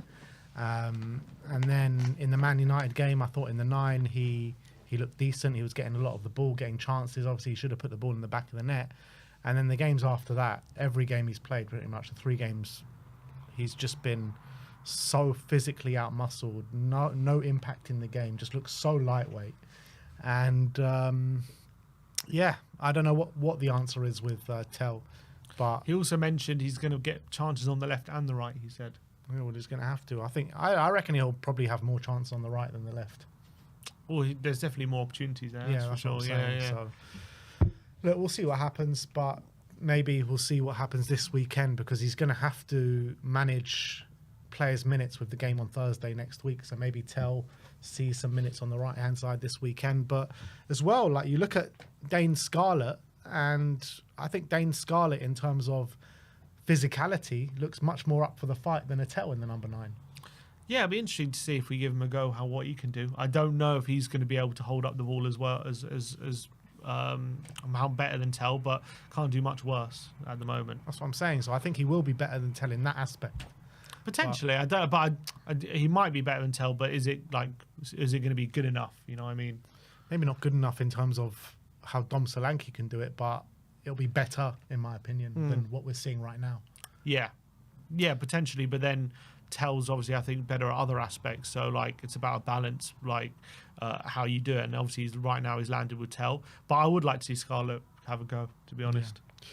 Yeah. On the bench, Wilson Odebear came on at half-time for Tell. Sim gives him a 4. I gave him a 3. He was able to muster himself up a few chances. Obviously, that header right at the end of the game that went over the bar. But I was really frustrated with Odebear when he came on, because he was getting the ball quite a lot out on that left-hand side, trying to take on his man, getting bodied every time, way too often, too many safe passes inside, and he just wasn't using that dribbling ability, which we know he has. I mean, did he make any take-ons yesterday in the game? Because I can't remember one time where he actually got the ball down on deck and took on his man. 2 failed ones. 2. Well, there you go. Yeah, I think he did struggle as like Son. I thought there was more of a willingness from him though than Son to at least go at his man, where I thought Son, kind of backtracked every time. But it wasn't great. Son completed a dribble by the stats. I think Odebear wasn't great in that second half, to be honest. I think a lot of it was a frustration with some heavy touches as well. When the ball was played into him, like a simple control, and he was taking a heavy touch and putting Tottenham back under pressure.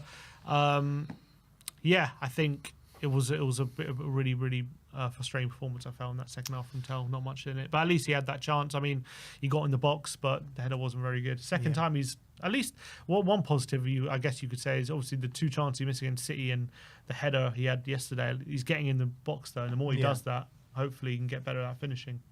Pedro Porro came on with around 15, 20 minutes Same time to go.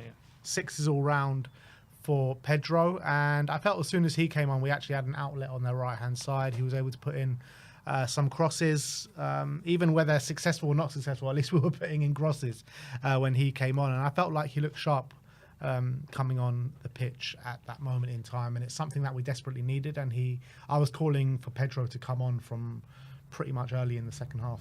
Yeah, I think we looked better when Porro came on in terms of his just quality he has on the ball, his delivery. He obviously put that cross in for Odebear, which was a really good ball. And I think he really helps us when we're looking to build things up, and he plays really smart passes into the centre of the park, and he has really good vision. He gets a really good picture, which when he's not playing, I think the players that we have, not many have that kind of vision that Porro has. So that helps.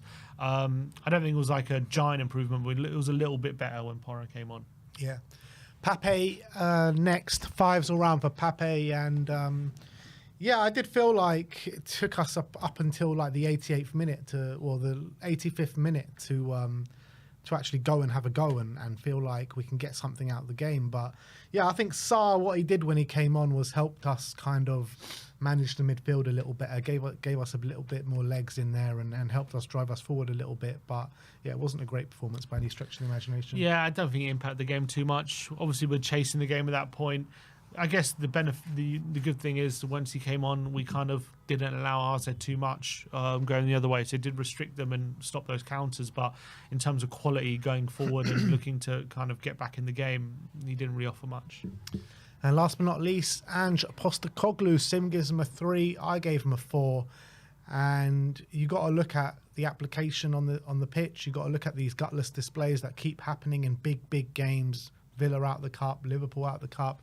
And now RZ in the first leg here where, in this particular one, we should be stamping our authority against this opposition. Don't get me wrong, they're not a bad side, but they are one of the poorer teams that we are going to play if we are going to progress into the next few rounds of the Europa League. So he's got to figure out some way to motivate this team, which he's not able to do so at the moment. In terms of his game management, I feel like he waited way too long to start making changes in that second half when you could see that we needed changes. You could see that we needed more of an outlet at fullback. Pedro Porro came on in the 72nd, 73rd minute, but the game was crying out for him a long time before that. And I think he did well to take off Tell at half time, but we needed more at that moment in time. So I thought his game management was a bit poor yesterday. I think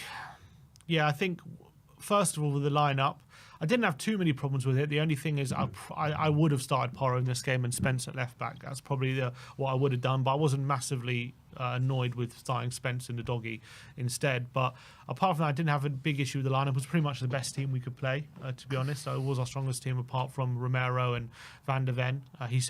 He claimed he looked at the pitch and decided he didn't want to risk them once he looked at the pitch. What did he say actually about the pitch after the game, aside from Romero and Van der Ven? Because a lot of people in the comments were coming out saying, "Oh, Ange is blaming the loss on the pitch." He said it was a difficult pitch. Which he didn't say that's why we lost, but he said it was something that he said the pitch wasn't in great condition. That's what he said. And I do think it was bobbling a lot, to be fair, having watched it. But I don't think that's the pitch is the pitch for both teams, right? Yeah, 100%. But obviously, if they got home advantage, they may be more used to it. But it's not an excuse. I think the fact we had 8 days to train for this game, we had our best 11 out, pretty much, our best 11 available on the pitch, as in, we chose our best team for this game, is what I'm trying to say. And the fact we had no shots on target as well is so disappointing. And I think definitely he has to take a lot of blame for that performance yesterday, because there's just no excuse for how we came into that game and how we played and how little chances we made. And that's something he's really got to sort out, because we're just looking like such a lack of creativity in the front line at times recently. It's really, really worrying. I think in terms of game management, he did leave it till the 70th minute, but it's not like there was a massive improvement. It was a bit of an improvement when Porro came on specifically, but obviously he brought Solanke on. I don't know if that was always the plan, to give him 20 minutes. Yeah, but whether it was a significant improvement when the players came on in the 72 minutes, when you're seeing what you're seeing in front of you, you need to do something. You need to act. You need to do something to change the momentum of the game. Yeah, one player, but we needed more than that, in my opinion. Yeah, I think obviously he did change it early at half time, but then he waited till I think the 70th minute to change the other players. I don't know if I wasn't really bothered by that, to be honest. I didn't see it making a massive difference how the game was going. It was more about how we were approaching that game in the final third. We had no clue. It wasn't about who was on the pitch, and I think he's got to take major responsibility for that first and foremost. And yeah, majorly critical of him after that game. Terrible. And the excuses now are completely running out for the manager, in my opinion. If we go out next week on Thursday night to RZ Alkmaar when we're favourites for this tournament, I think that will be that. Who have no leg to stand on after that. Yeah, he's got one leg to stand on right now, and that leg is it's hanging by a thread right now. Are we going to do it? Are we going to beat him? I think we are, but it ain't going to be pretty. I can't see us going further than that, though. You think whoever we play next round, we're out? Yeah. I think if we play Ajax, I think we got a good chance. If it's Frankfurt, Ajax are losing. So. I know. I think Frankfurt are going to go through. That's what I'm saying. If it's Frankfurt, I don't know if we overcome that. We'll still be favourites though. Yeah. But yeah, look, that is our player ratings. 1-0 loss against RZ Alkmaar. Let's go and see how the internet did react to the game yesterday. We're just going to line it up for you in 1 second. And we're going to start off with Football Confidential. That James Maddison free kick just summed up Spurs' performance tonight. Absolutely pathetic. Yeah, honestly. And honestly, it ends up with that bloody Danso dink as well. It's such a great position. Just bloody have a go. It's like, seemed like, I don't know if it was a bad ball to Son. Was Son's layoff bad? Did he move a different? I don't know. It was all wrong. Everything was wrong with it. It just seems like they just rushed it as well. Yeah, it's ridiculous. It just seemed they weren't ready for it. Oh man, it's just one of the worst things as well. That was like one of the, I think part of the reason everyone's so angry with it is because that was like one of the only opportunities we had to get a shot as well. And he was screwed that up as well. So frustrating. And also I think we did something similar with a corner as well. We got a corner and we just played it short, and within a few seconds it was back to Vicario because we screwed it up. Yeah. Absolute embarrassing, really. Spurs Army says a small rundown of what happened at full time this evening after images have emerged of Vicario and Maddison gesturing to the travelling Spurs fans at Alkmaar. And this, I don't know who this post was from. Someone on Facebook, but they were at the game and said, what happened at the final whistle was outrageous, indefensible and beyond the pale. Tottenham fans travel far and wide following their team and only being allocated 950 tickets. Most of the fans there tonight were the most loyal of our loyal fan base. They spend incredible amounts of disposable income, take precious days off as holidays in giving incredible commitment towards their team. There were fans at the game tonight who will be 3 hours sleep before taking an early flight to land at Gatwick at 7 a.m. to go straight into London to do a day's work. The players, meanwhile, live a very rare, privileged and multi-millionaire lifestyle. Tonight, the fans witnessed a quite dreadful performance, with the only consolation being that RZ were too poor to convert their chances. And yet, at the end of the game, Vicario had the temerity to have a real go at the fans. Some fans close to the pitch say Maddison did too. Players, managers, and even owners come and go. The fans are always there. I think he's a bit overdramatic, but I think, but I do think the overall point, I understand it, and I think he's got a point where, like, who are the players to demand more from the fans when they're the ones, you know, doing all that travelling, spending their own money to support the team, and they're being served up with what we saw yesterday. Yeah. So I think that's a fair point, but as well, I just don't think that was Vicario's intention. Like, I think, you know, he's one who's trying to get everyone to stick together, essentially. That's, I think, kind of the message. But he obviously he's not happy with the performance. He's an emotional guy, and he's not happy with, you know, players, fans chucking the abuse. But also, you got to take that as a professional as well. But I don't mind Vicario showing a bit of passion and personality, but maybe it was just, you know, the wrong time to do it, potentially. Yeah, I think you've got to read the room sometimes, and when you've put in a performance like that on the back of many other terrible performances for the last 3 or 4 months, you got to take it when it's given to you, especially by the loyal fans that come and watch you and follow you week in, week out, in my opinion. It's probably more of the context of this, how the season's gone, rather than that specific performance, which has led to, I think, this reaction. Yeah, but I mean, this specific performance is in one of our biggest, if not our biggest games of the season. Yeah, no doubt about it. So, I mean, I think that fans are well within in their right to say what they want after that performance. Yeah, I don't. Yeah, for sure. But to say unforgivable and beyond the pale. I don't agree with that. Over the top. No, I don't agree with that. I don't agree with that. And I like I said, as much as I don't agree with that reaction for Vicario, I still absolutely love the guy, and he's the one that's turning up for us week in, week out. Yeah. Spurs Web basically just showing us the video of the Vicario thing yesterday, and that's basically it. Yeah, there you go. You can see him. He does have, obviously, he's very animated for sure, and he does have that look on his face. But like, again, that look people can say it's anger. I don't think it's anger. I think it's more like, anger to me. It's more like, let's not turn on each other kind of thing. That's why I feel. Yeah, maybe. I don't think he's angry at the fans. Like, what do you want? I don't think that's what he's saying. I think he's more saying like, let's stick together. Come on. Yeah, maybe.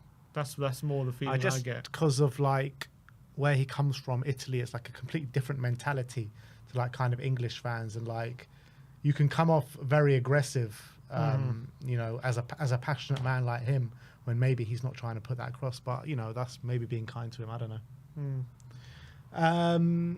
Yeah, this one's just the pictures from the Spurs web. I think he, by the way, spoke about it. I don't know if we can go into some quotes, or maybe I don't know if we have it on here. Not on here, we don't. I think it only came out this morning. I haven't seen what you've said exactly. Simon Yemene says, critical of Ange tonight, but don't want him gone. I don't think I do or I don't think. I don't think now is the time for such declarations. Emotions cloud judgment. I'm livid, and we're still in the tie. Giving up now seems counterproductive, but Ange must show us his team. The one we adored is still in there. Well, it's still in there somewhere. I mean, I hope so, but I mean, it's been gone for a very long time now. That's the reality. And yeah, in terms of wanting Ange gone, I mean, he's got 1 week to save his job. Yeah, he has to get through this tie. By hook or by crook, he has to get through this tie. Although it does kind of add the conversation if we I kind of feel like even if we lose, I don't think we'll sack him. I think we'll just sack him at the end of the season. But I think his whether he's sacked at the end of the season or sacked now, his job is definitely on the line either way, if you know what I mean. Yeah, I think if he loses to RZ, no matter what happens from now to the end of the season, yeah, he's gone. So from that point of view, I don't think his like immediate future. But he will be gone. But he will be gone. Yeah. So I agree with that. I want him to obviously turn it around. I believe he will, but it doesn't. You still believe he'll turn it around? As in the second leg. Oh, I see. I thought you meant his job. Or if we turn out, look, football changes very quickly. Sunday's another game. We'll talk about that in a minute. But if we get a positive result there, we turn it around on Thursday, all of a sudden things will look very, very different. So, got to do that first, though. And the way we played yesterday, there's not a lot of evidence that we will. But exactly. Although all of a sudden you win on Sunday and it's 3 or 4 wins in 5 in the league. Oh, don't start that, Sim. Don't start with that. 4 wins in 3, yeah, but 3 of those wins. 4 wins in 5. 4 wins in 5, but I mean, when you're looking at performances, there's really not much to go on. Look at Manchester United. How many wins have they got in their last 5 or 6? I don't know. Quite a few. Maybe.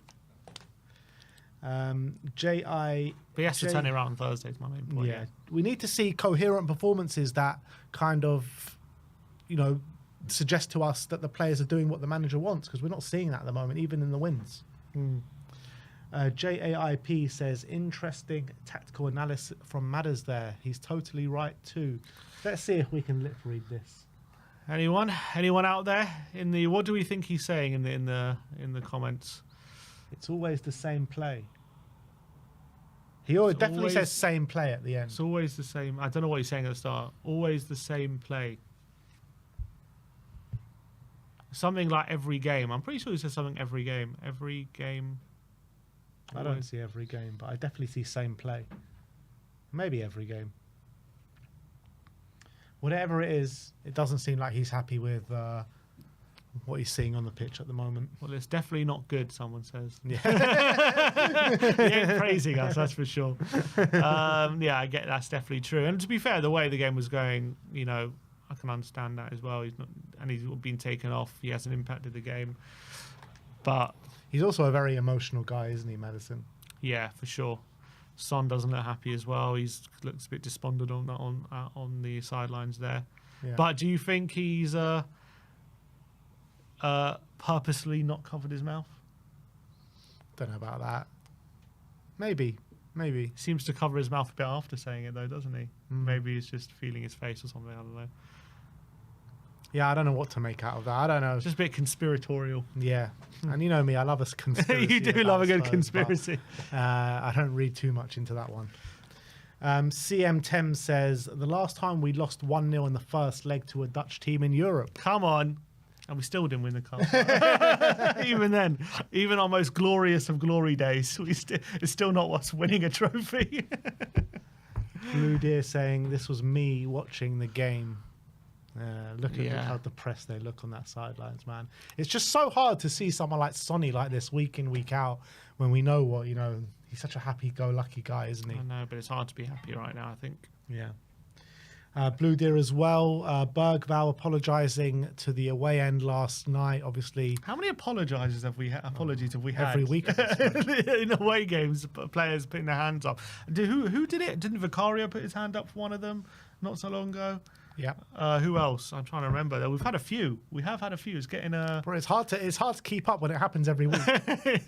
Who in the chat? Tell me who else has apologised. We've had a few apologies. It's time to stop apologising. I'm pretty sure I've seen one from Pedro Porro. Was it Porro as well? The only one who doesn't apologise is Ange. If you get any criticism, he'll give you it back. Literally.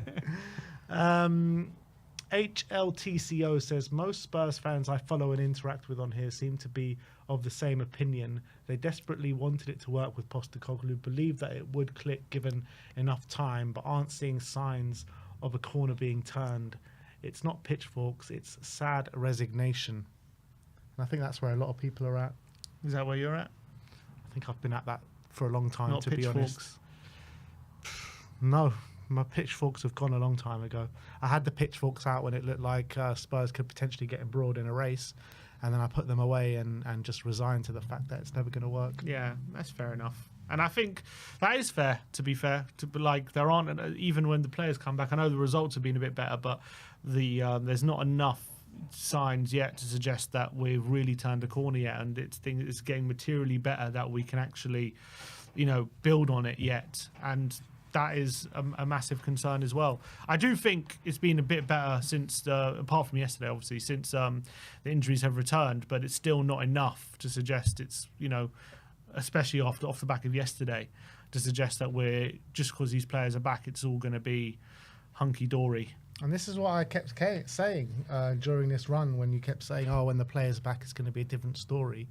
I think it has been a different story. It's been slightly better. Yeah, and I never said it's going to be sunshine and roses when the players come back, but I think I said it will be better.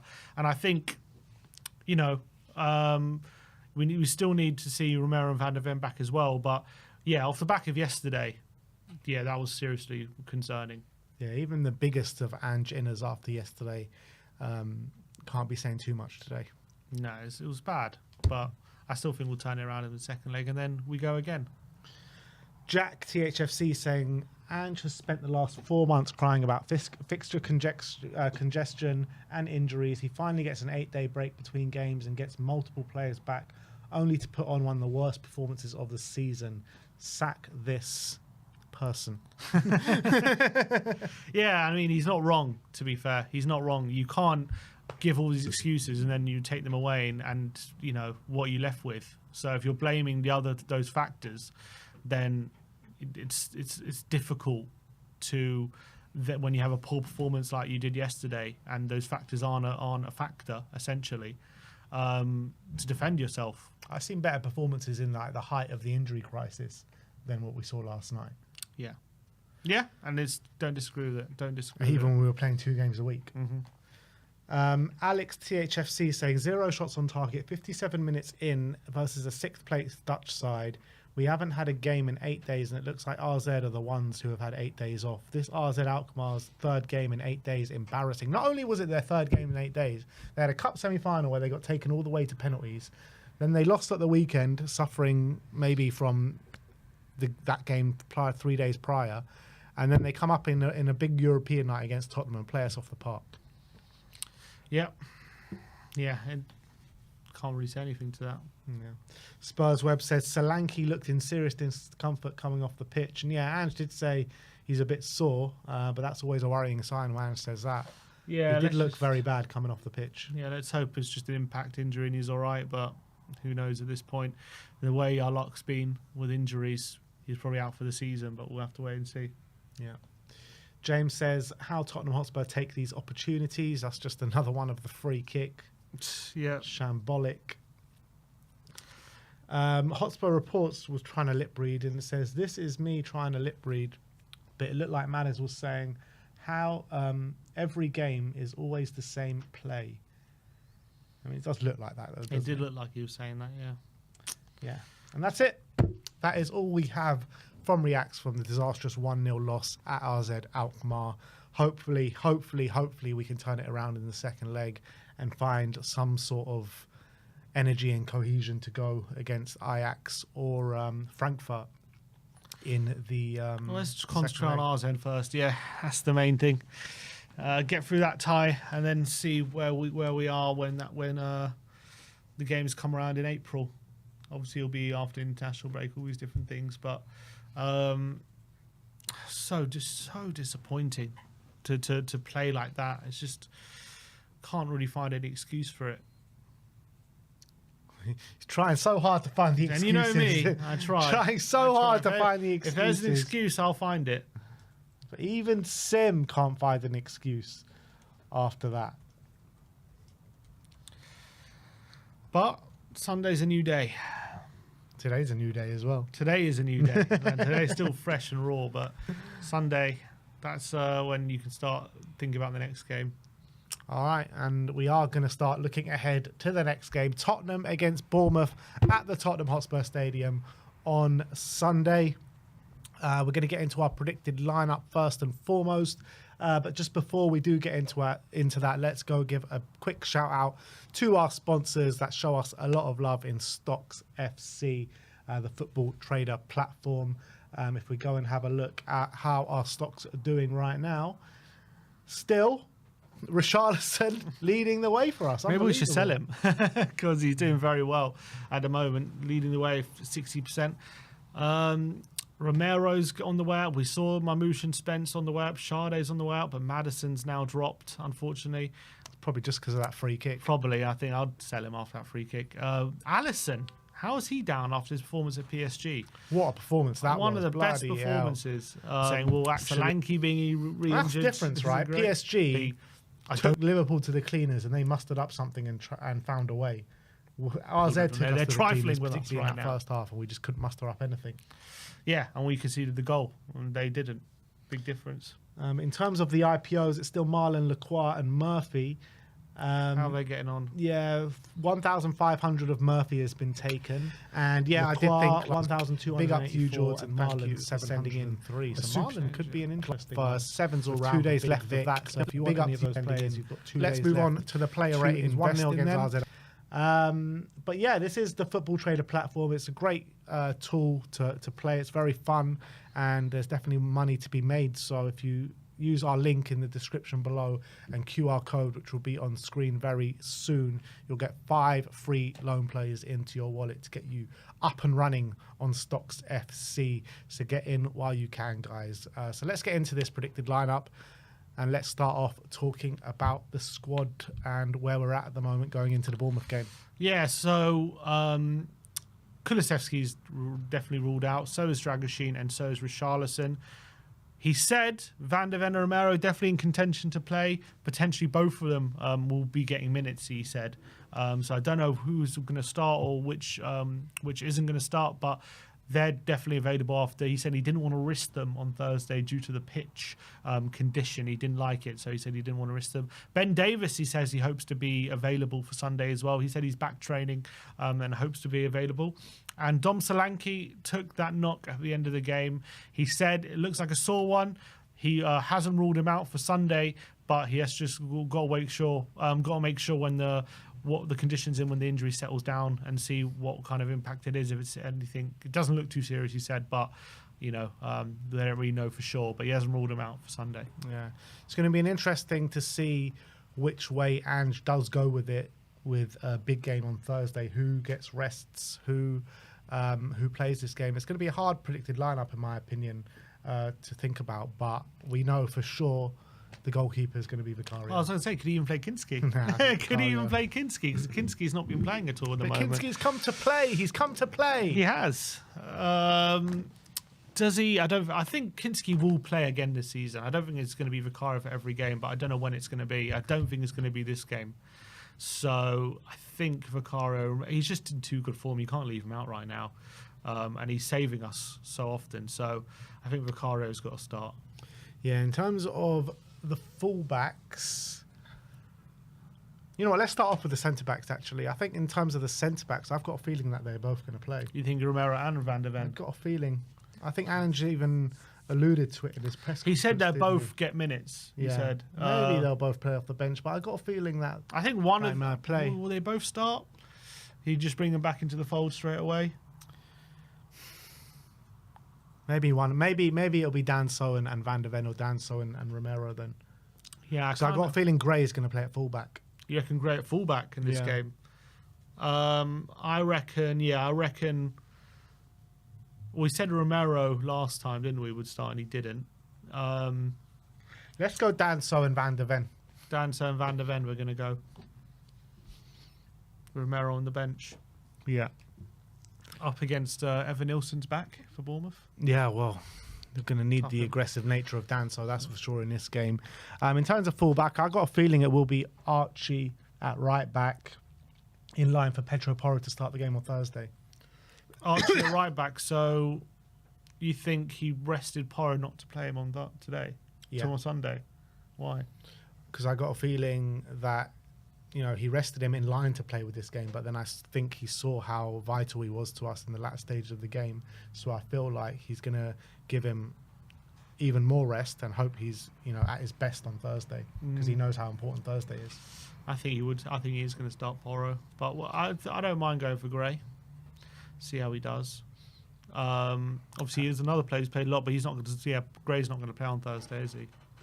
No, and I think it'll be a doggy at left back I again. think a doggy again, Yeah, not Spence. no, keep Spence on ice for the Europa League. I think for Thursday he's going to go Porro and Spence. Porro and Spence on Thursday. Okay. No, a doggy. Sorry, a doggy. Quick change.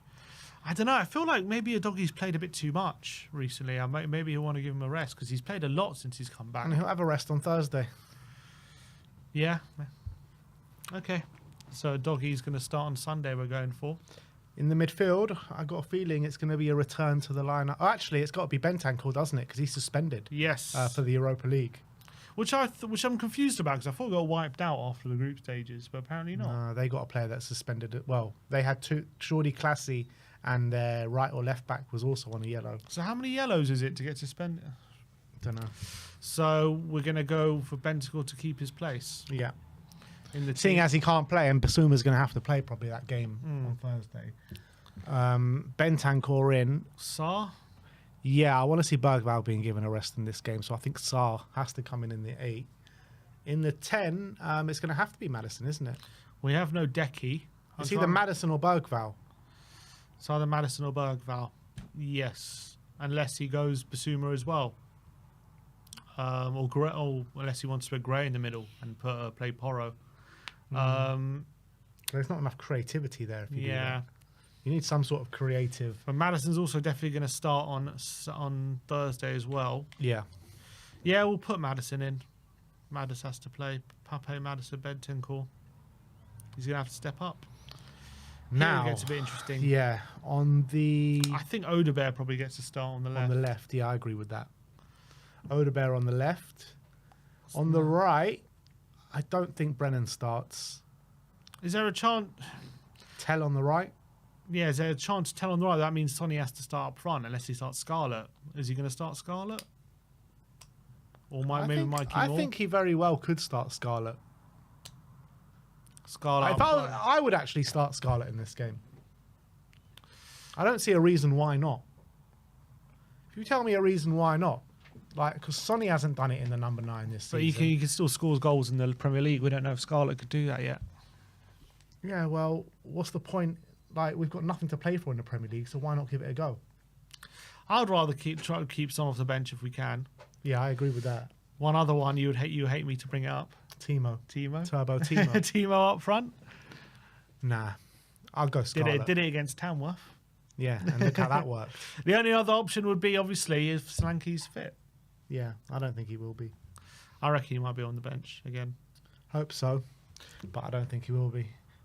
Let's go Dane. We're going to go Dane up front, and we're going to go Tell off the right. Tell off the right, yeah. Unless it's Odebear off the right and Tell off the left. Yeah, it could be either or, but But that is a dusty front three. We are done. We are done out here. But maybe a different dynamic. So we're going for that kind of change with keeping Brennan, Son, kind of fresh for Thursday. Obviously, Decky's not ruled out Thursday. We don't know about Decky yet, but we think he's probably not going to be Decky? out. Yeah. I thought he's not out till after the international break. It's not confirmed yet. We know for sure these next two. I don't think it's confirmed about Thursday. I thought it was confirmed. Not by the club. Who was it confirmed by? No one confirmed. Paul O'Keefe said it's likely. Yeah, so I mean, yeah, I don't think he'll be there on Thursday, Decky, as much as I would love him to be. But keeping Solanke on ice as well. So it could be a front three of Solanke, Son and Brennan on Thursday, we're saying. If Solanke's fit, I just don't believe he will be. If he's fit for Thursday. Yeah. Yeah. But Well, you think it's another 2-monther? Well, I don't know about 2 months. It's either all in or all out with you. There's no like middle ground. Tottenham, not with me. I just don't think we're going to see him in the next few games. I think it looked like he was in proper pain yesterday. Yeah, but he's tough. He can shake it off, maybe. Yeah, like before he came to Tottenham, never like hardly missing. I don't think he ever missed 2 games in a row. And since coming to Tottenham, he's been out for the last 2-3 months. He was injured when he first came here. I mean, it's just never stopping, man. That's Tottenham for you. So we're giving Gray a rest. No, we're not giving Gray a rest. We're starting him. Yeah, Bergvall rests. Is that too much change? Is the question. It might be too much change, but we need to prioritise this Thursday night as much as possible. We can't, we've got nothing to play for on Sunday. It's not an important game. It's not an important game, but as well, he still wants to show. You still want to show some sort of positive, what's it called, upturn in the Premier League as well. Of course you do. And with that team, you're saying we can't muster up something? Just born for quite a good team, aren't they? Yeah, they are a good team. And with our first choice starting 11 last time out, they absolutely killed us. Well, we had a lot of injuries then as well, but yeah. Well, yeah, we did have a lot of injuries, but I mean, they won one. What was the score in the end? 1-0. 1-0, and it should have been about 6 or 7. Yeah, yeah. Well, the most of it was, again, right at the end of the game. They had a lot of chances, and they missed them. But that's going to be, we're going to go with that team. But I tell you what, if we do play this team and rest all these players and we still go out on Thursday, oh my God, the hate that's going to come in for Ange after that is going to be madness. But this is the lineup we are going for. We're going for Vicario in goal, Gray at right back, Udogie at left back, Van der Ven and Danso as a centre-back pairing with Bentancur, Pape Sarr and Maddison in the midfield 3. Tell and Odegaard on the wings, not sure which one's on the right and the left, and a Dane Scarlett first Premier League start, isn't it, up front? Would be. I think it's time to give him a run. I think it's time to see what he can do up front. Yeah. And, I think he deserves it. If he has a very good display, does he start on Thursday? Or if he, scores. Just if he has a really good, if he shows a lot more than maybe, let's say Solanke, let's say for argument's sake, Solanke's injured, right? And he can't make Thursday. If he has a very positive impact in this game, does he start on Thursday? He should start, for sure. I agree. So that is our lineup. It's going to be interesting if this is the lineup to see how Tell does out on the wing. Obviously, he'll be coming up against probably like a Kirkes or someone like that. So he's got a hard job on his hands. But that is the lineup we're going for. And we're expecting Ange to make a few changes in view of the game on Thursday. I got a feeling he might just go with Son up front, I hope he goes for Dane, though. Yeah, he might do. And look, let's be real. Son played, but he didn't play for a week before that. He only played 20 minutes. So it is likely. But that is the lineup that we are going to proceed with. And let us know your thoughts in the comments section below. But let's move on. Let's move on to the match preview. Tottenham against Bournemouth at the Tottenham Hotspur Stadium. Bournemouth are a team that have impressed everyone this season. The job that Andoni Iraola is doing obviously has not just endeared himself to the Bournemouth fans, but I think he's endeared himself to the Tottenham fans in a strange way, because the more that Ange fails, the more people are coming out saying, we should get Andoni, we should get Andoni, we should get Andoni. And you can't fault the job he's doing, because you remember when he came into the club and how long it took him to get his ideas across and get consistent wins, but now they're flying. Yeah, absolutely. They've been phenomenal this season. From minute one, pretty much, they've had a phenomenal year, especially for a club like Bournemouth, with the resources, compared to our club and other clubs, the size of their ground, all these different things. He's really created this cauldron of intensity and positivity and aggression, which no one likes playing Bournemouth now.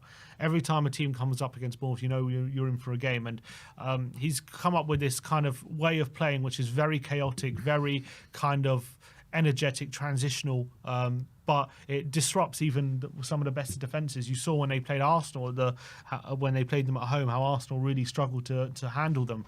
Just the way they constantly try things and they constantly ask different questions of you, whether it's Semenyo or Tavernier or Tara out wide, or whether it's Cliver in the number 10, or whether it's Christie and Lewis Cook in the middle with technical ability and aggression as well, whether it's Kirkes at fullback. Someone seems to be always asking a different question of you, and they're so relentless in their approach. Very, very difficult to deal with. And obviously, they played very well against us earlier in the season, what was a really good win. And they're right in the race for the European football right now. Currently, 4 points outside the top 4, 3 points away from Chelsea in 5th.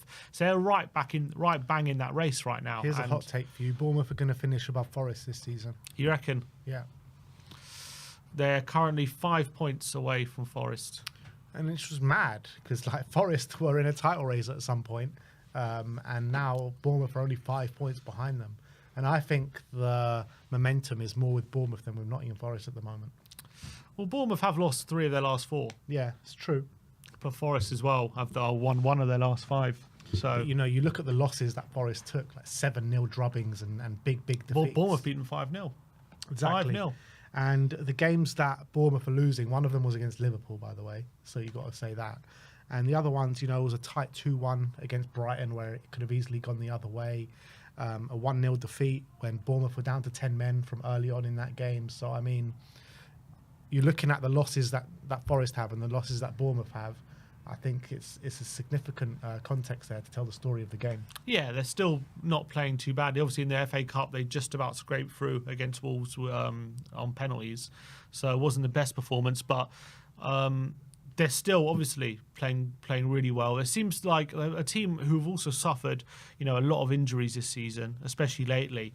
They seem to just be coping with it fairly well. They seem to have kind of put Otara. I mean, Evan Nilsson's back for this game, who's also been having a really good season, but they've kind of put Otara up front, and they've made this really fluid kind of front three, which is where sometimes Semenyo's there, Otara's there, Cliver really helps the front line as well, and they're a team which just have a lot of kind of threats, and you just don't know which one's going to turn up on any given day, and it's very, very difficult to deal with as well. And as well, they've just cultivated this kind of confidence in the way they play. You see it with them. Just everyone kind of is fully invested in how they're playing at the moment, and whoever they play against, they just go at 100 miles an hour and they never let up, and it's really, really difficult, and it's really exciting to watch as well. Yeah, and did you bring up that form table? If you bring it up, he did. Yeah. Oh, he did.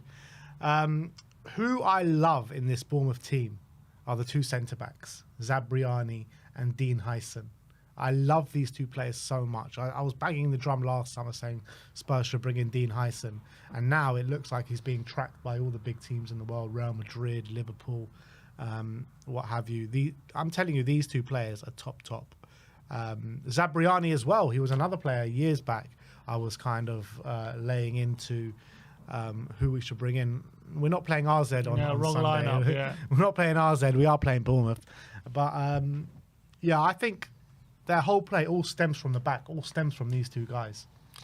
Yeah, I think they're both technically really good and as well very, very strong. Obviously, Zabriani's sent off, so he can't play in this game, which is a big advantage. But I think the Senesi got injured at the beginning of the season, who's obviously a good defender for them as well. And Heisson's really just stepped in and taken massive advantage of that. And he's just been fantastic. Really, really has. He was sought after before Bournemouth gone. It was quite a coup. And Zabriani, both of them were kind of sought after before Bournemouth seemed to get them. And they're such a difficult partnership to battle against because they're both really physical, but also both really strong on the ball and both really suited to how Bournemouth like to play. And both really young. Very direct as well, both really young. So fantastic kind of recruitment from Bournemouth. I think Dean Heisson's been a breath of fresh air this season in the way he's played. And I think as well helped by Milos Kerkez on the left. I think he's fantastic. I think he's become one of the best fullbacks in the league, best left backs anyway. Yeah. And again, he's also touted to a move to Liverpool. I think he'd be perfect for Liverpool. I think he's destined for a big club like that. I think he's fantastic. But I think the star man for them this season has to be Kluivert. He has been really taking his game to a new level. I think this season is fair to say. He's kind of flattered to deceive for a large part of his time in the Premier League, but always could see flashes of quality there.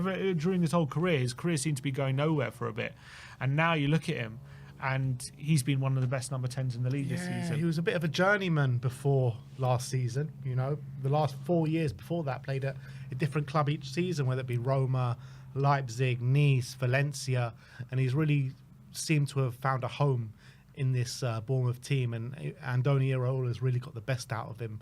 I'm still not convinced whether, you know, this is a season to say, look, I'm here, I'm going to be a really good, consistent player in the Premier League, or it's a one-off season, because we've never seen this kind of form from Justin Kluivert over the course of a season before. But you got to say, I've been really impressed with what I've seen from him. Yeah, and some of the goals he scored, the one at Brighton the other week. A lot of them have been penalties, though. He scored a hat-trick of penalties. That's true, but the goal he scored away at Brighton was absolutely one of the best goals of the season. The little backflip, the shot technique he has is phenomenal, and I think he's really taking that into his stride. And they're such a great... in recruitment, Bournemouth. They've got a brilliant scouting system, brilliant recruitment, because they sold Solanke, immediately identified Evan Nilsson, and he just perfectly fit in like a glove right in to replace Solanke, and he's been absolutely phenomenal. You think he's been phenomenal, Evan Nilsson? I think he's been good. I don't think he's been like amazing by any stretch of the imagination, and I feel like they've even looked better without him in the team. You think so? I think, well, they have been good without him, but I would say he started off really slow. But once he really got settled into the team, I think he's been brilliant. I think he's good in like certain games, like against like an Arsenal or something, when they need to be really aggressive up top. But when I look at them without them, no, you mentioned it before, they look a lot more fluid. And I think they're a lot more unpredictable when he's not on the pitch. Yeah, potentially. Don't get me wrong, I think he's a good player, and I think he's done well for them, but I don't think he's been like, you know, game-changing for them. No, he doesn't have to be. I think he's been there and stepped in perfectly. I think he's been the perfect fit in my opinion. And I think he harries the centre back so much. He works so hard, and I think he's got a decent number of goals as well this season. I think he's been a really, really good find for them, and another really good recruitment. He scored 5 goals this season. 5 goals, which is not great. But he got injured, obviously, not so long ago. But it's 5 goals in 20 games. Yeah, he could maybe get a few. How many got a few assists as well? 0 assists. Okay, but he's won quite a lot of penalties. He's won like 3 or 4 penalties. He has. So I think he's made a big difference. I think he's been really good. I think Semenyo going from strength to strength as well. He's a winger who's just consistently. I think last season he was looking good, but he's again like getting to a really good level, and a lot of teams are looking at him. Really good with the ball at his feet, really unpredictable, and got a brilliant shot on him as well. Yeah. So he's one a lot of teams are looking at. Utara is really starting to come into this side more often than not now, starting to perform really consistently. Another winger who looked like a flash in the pan kind of winger, but he's really starting to add an end product as well. He's been playing up front in the absence of Evan Nilsson. And, you know, Utara has the same amount of goal contributions, identical goals and assists to Semenyo this season. Yeah, which is incredible. He got a hat-trick in one against, was it Newcastle or Forest? Yeah. He got a hat-trick, which is fantastic from him. So he's really coming into his own as well. So they've got like a really good kind of front line of like players who are regularly getting goal contributions to them, which is making a big difference. I think actually the hub of their team is that midfield, though. Ryan Christie, I think, absolutely fantastic. I think maybe that Bournemouth fan who told me he was a cross between Gattuso and Pirlo. We laughed about that. Yeah, like, you might be something on You laughed at me then, but you're not laughing now. Which is, he's looking brilliant at the moment, Yeah. Ryan Christie. I think he's such a big part of how they play. He's such a big workhorse, but I think underrated technically as well, Ryan Christie. I think he's... Is he injured for this game, though? Is he? If he is, he was that's out a big injured the plus. last game. I think he went off injured last game, but I don't know if he's... No, he went in. He went off injured 2 games ago. Then he was out injured for the last game. I'm not sure if he's out for this game or not. Well, if he is, that's a big plus because I think he's such an important player. They have been playing Tyler Adams there. Obviously, we know from his time in... he was not great at Leeds, but he's good in US national team. Who was he playing before Leeds? I think it was for a decent club. I can't remember off the top of my head. But he's quite a good player when he was on his day. He was actually quite highly sought after. Leipzig, yeah, he was a good player. But for one reason or another, when he was moved to Leeds, didn't work out. He's gone to Bournemouth, and when he's played recently, he's actually looked quite good. They've been playing Lewis Cook at fullback, playing a midfield a bit out of position, but he's been doing quite well. Kepa in goal as well has been fairly decent for them. So they're a tough team to play against. Even the best teams have struggled against them this season, and it's going to be a real tough game on Sunday as well. Albeit, their form definitely in recent weeks hasn't been the best.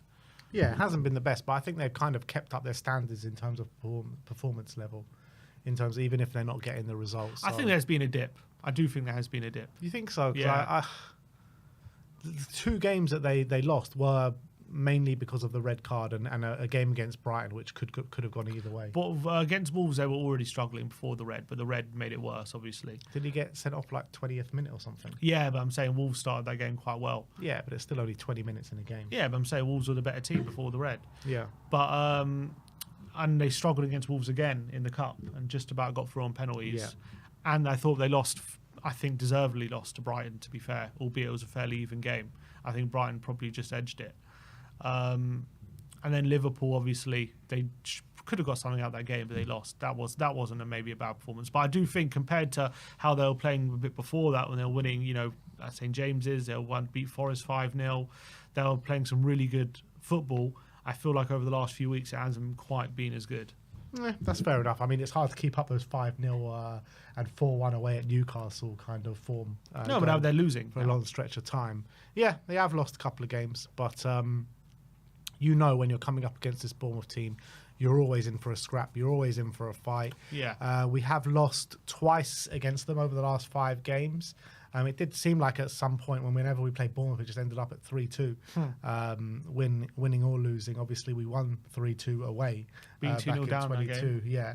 And then the following game we played them, we lost 3-2 at home. Mace ball. Yeah, and that was the kind of thing that we used to have with Wolves, right? We used to beat them away and score loads and concede loads of goals and blah, blah, blah. But yeah, that game earlier on this season was such a hard watch, wasn't it?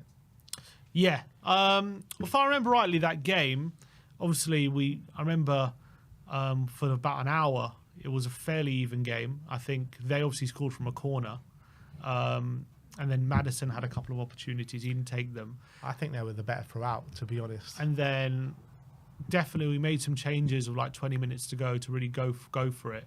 And it completely backfired. And Bournemouth really kind of took advantage of the chaos, which they like to do.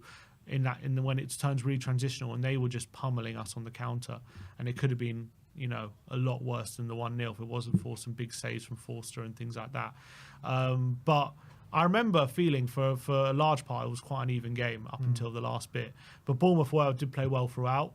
I think we struggled again to create too many serious opportunities. I remember Solanke had a 1-on-1 which he blazed over. Maddison had a chance which he missed as well.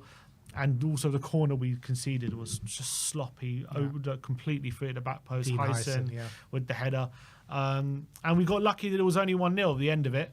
But hopefully it'll be a different game this time. Yeah, I'm just looking at the stats from that game. And we did play a lot better in the first half than we did into the second half, don't get me wrong. But I'm looking at the big chances they created. They created 2 big chances in the first half to our 0. And in the second half, they created 5 big chances to our 1. So, I mean... they could have won that. I remember like just thinking at the end of that game, we're just lucky to get out here with a 1-0 loss, because it could have been 5 or 6. Yeah, at the end, for sure. They were creating chance after chance. It was difficult to watch. And how bad we looked. We looked disorganised. We looked like we were just completely all over the shop at the end of that game. And that was really... that was a moment for me. I remember in that game, like, okay, this period is going to be a big struggle. I can see that. Because we were just all over the shop. And obviously, we went on to lose a lot of games after that. But Bournemouth are a good team who are... They're going to take the game to us. They're not going to have no fear. Definitely. They're going to try and win the game, and rightly so. And it's about how, if they're going to try and take advantage of the chaos they're causing, and we got to show that we can handle it. The reality is that this game means a lot more for them than it does to us. We've got a European game on Thursday night, which is a lot bigger in terms of the outlook of our season.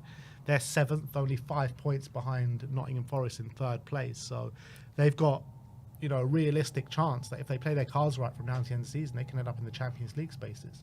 I feel like in these games, though, especially for teams like Bournemouth, that kind of pressure could be a bit of a double-edged sword. Yeah, it could be, 100%. But, like, I worry about our motivations coming into this game, because I think Ange will probably make a few changes. On the back of the performance that we had on Thursday night, are we going to see a reaction for the team? Or are we going to see a team with maybe one eye on that game on Thursday? Yeah, it's a good question. I think a lot of these players who are coming in could be playing for a place in the team on Thursday. So I'm hoping to see a bit of reaction from the team. I'm hoping to see, obviously, after, you know, the apologies and all that kind of stuff, you want to see something back in as well. And I think it's important for this team. If we are going to do anything Europa League, you kind of have to back up in a way in the league to show that you have that bit of consistency to put in good performances. But because I feel like it's very difficult to just turn it on in certain games. You know, you have to be consistent. You have to kind of mold the team in that way. Otherwise, it's all building blocks. Yeah, exactly. You have to build towards it. So I think it starts with each game. You just got to make sure the performance level's at a certain point, and then build from there. But I do think there will be changes, whether that leads to us being, you know, disjointed again and stuff like that. And also, it depends on, will there be half an hour on the game on Thursday? I think there's every chance there will be, but you can't use that as an excuse. We have to go there with the right mentality and the right approach, and we've got to just play our football. And if we can do that, we'll have a chance. But even if we're playing at our best, the way Bournemouth have been playing recently, it's still going to be tough to win the game. Yeah, and in terms of like Ange's future, you mentioned in the previous videos that we did, like if we lose to RZ, that's probably it for him. Like, you'll be Ange out at that moment in time. But if we do lose to RZ, let's say, but then on top of that, go on a very good run in the Premier League, we go beat Bournemouth, and we consistently win some games from now to the end of the season, does that give him a bit of a chance to stay on here for next season? Only if he gets European football. Well, maybe not even Conference League. It'll probably have to be Europa League via the league. Unless he does that, I just don't even see it being a chance he stays. Unless it's so good, like in the last like 5-10 games, we're literally just battering teams aside, and we're looking like we're really being momentum. That's something different. But if we're like edging games, and it's like if it's games like Man United, you know what I mean, where we're winning, but it's, you know, not really that convincing. Yeah. Then I don't think, like the wins that we have had pretty much recently. Yeah. I would say if we're winning games consistently like we were at the beginning of the season, where we're really taking teams to the sword and winning by big margins, and we're doing that on regular occurrences, and we get European football, then maybe we'll have to wait, and maybe he's got a chance to save himself. But, you know, if we're not doing that, then I think there's little reason to keep him. Yeah, we need to figure out in this way somehow to give a bit of threat to the opposition, because last 2 games now, the Man City game and the RZ game, we've pretty much posed no threat whatsoever. I disagree about the City game, apart from the first half, obviously, but I think the second half we were pummeling them, I thought. We had them penned back, but we didn't create too much. We created a lot of... I thought we created quite a few opportunities in that second half. Not really. We did. Odebear had chances. Who else? Sarr had a couple of chances. Sonny had a chance. Like, we had a few chances. We created a couple of chances, yeah, don't get me wrong, but, you know, from what we know from this Ange team, we usually create a lot more than... I'm just saying, I don't think... All right, let's put it this way then. In 180 minutes of football, we create a chance in 45 minutes out of those 180 minutes of football. Is that better? Correct. That is better than nothing, yeah. So we need to figure out ways how to muster up and play consistently and be able to hurt the opposition, which we haven't been able to do it on a regularity. Yeah, I think definitely. I think there's big problems there. And I think it's also leading to, it's similar to kind of what a few problems we had last season, where at the moment the lack of kind of quality in the forward line is meaning that the defence is put under more pressure because we keep getting hit very quickly on a transition, and it's kind of a double-edged sword. So I think it's a big problem. Definitely been, as you've seen, apart from the Ipswich game, the amount of goals we've been scoring in recent weeks has not been that much.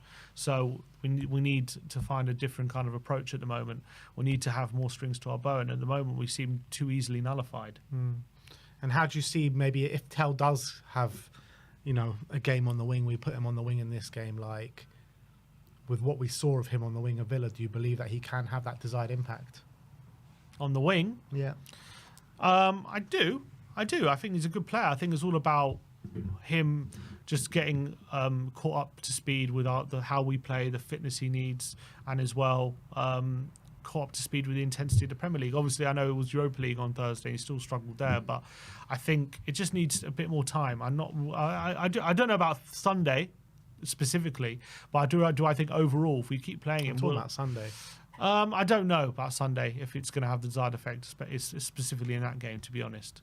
But I think we got to keep trying it. We got to keep persisting with it, because I do think there's a player in there. After Thursday, I just dread to think what's going to happen in this game. I think it could be a bit of a shocker on Sunday. In my previews in the Predict the Prem, I went for 2-2, but I actually think we're going to lose this game. I think we're going to lose 3-1. I think it could be quite a significant victory for Bournemouth. I am going to stick with my 2-2 prediction. 2-2. I'm going to stick with my 2-2 prediction. I think a bit of reaction positive you can get, and get a draw out of it, and hopefully we play a bit better than we did on Thursday, and hopefully leads to a better performance on the next Thursday. Yeah.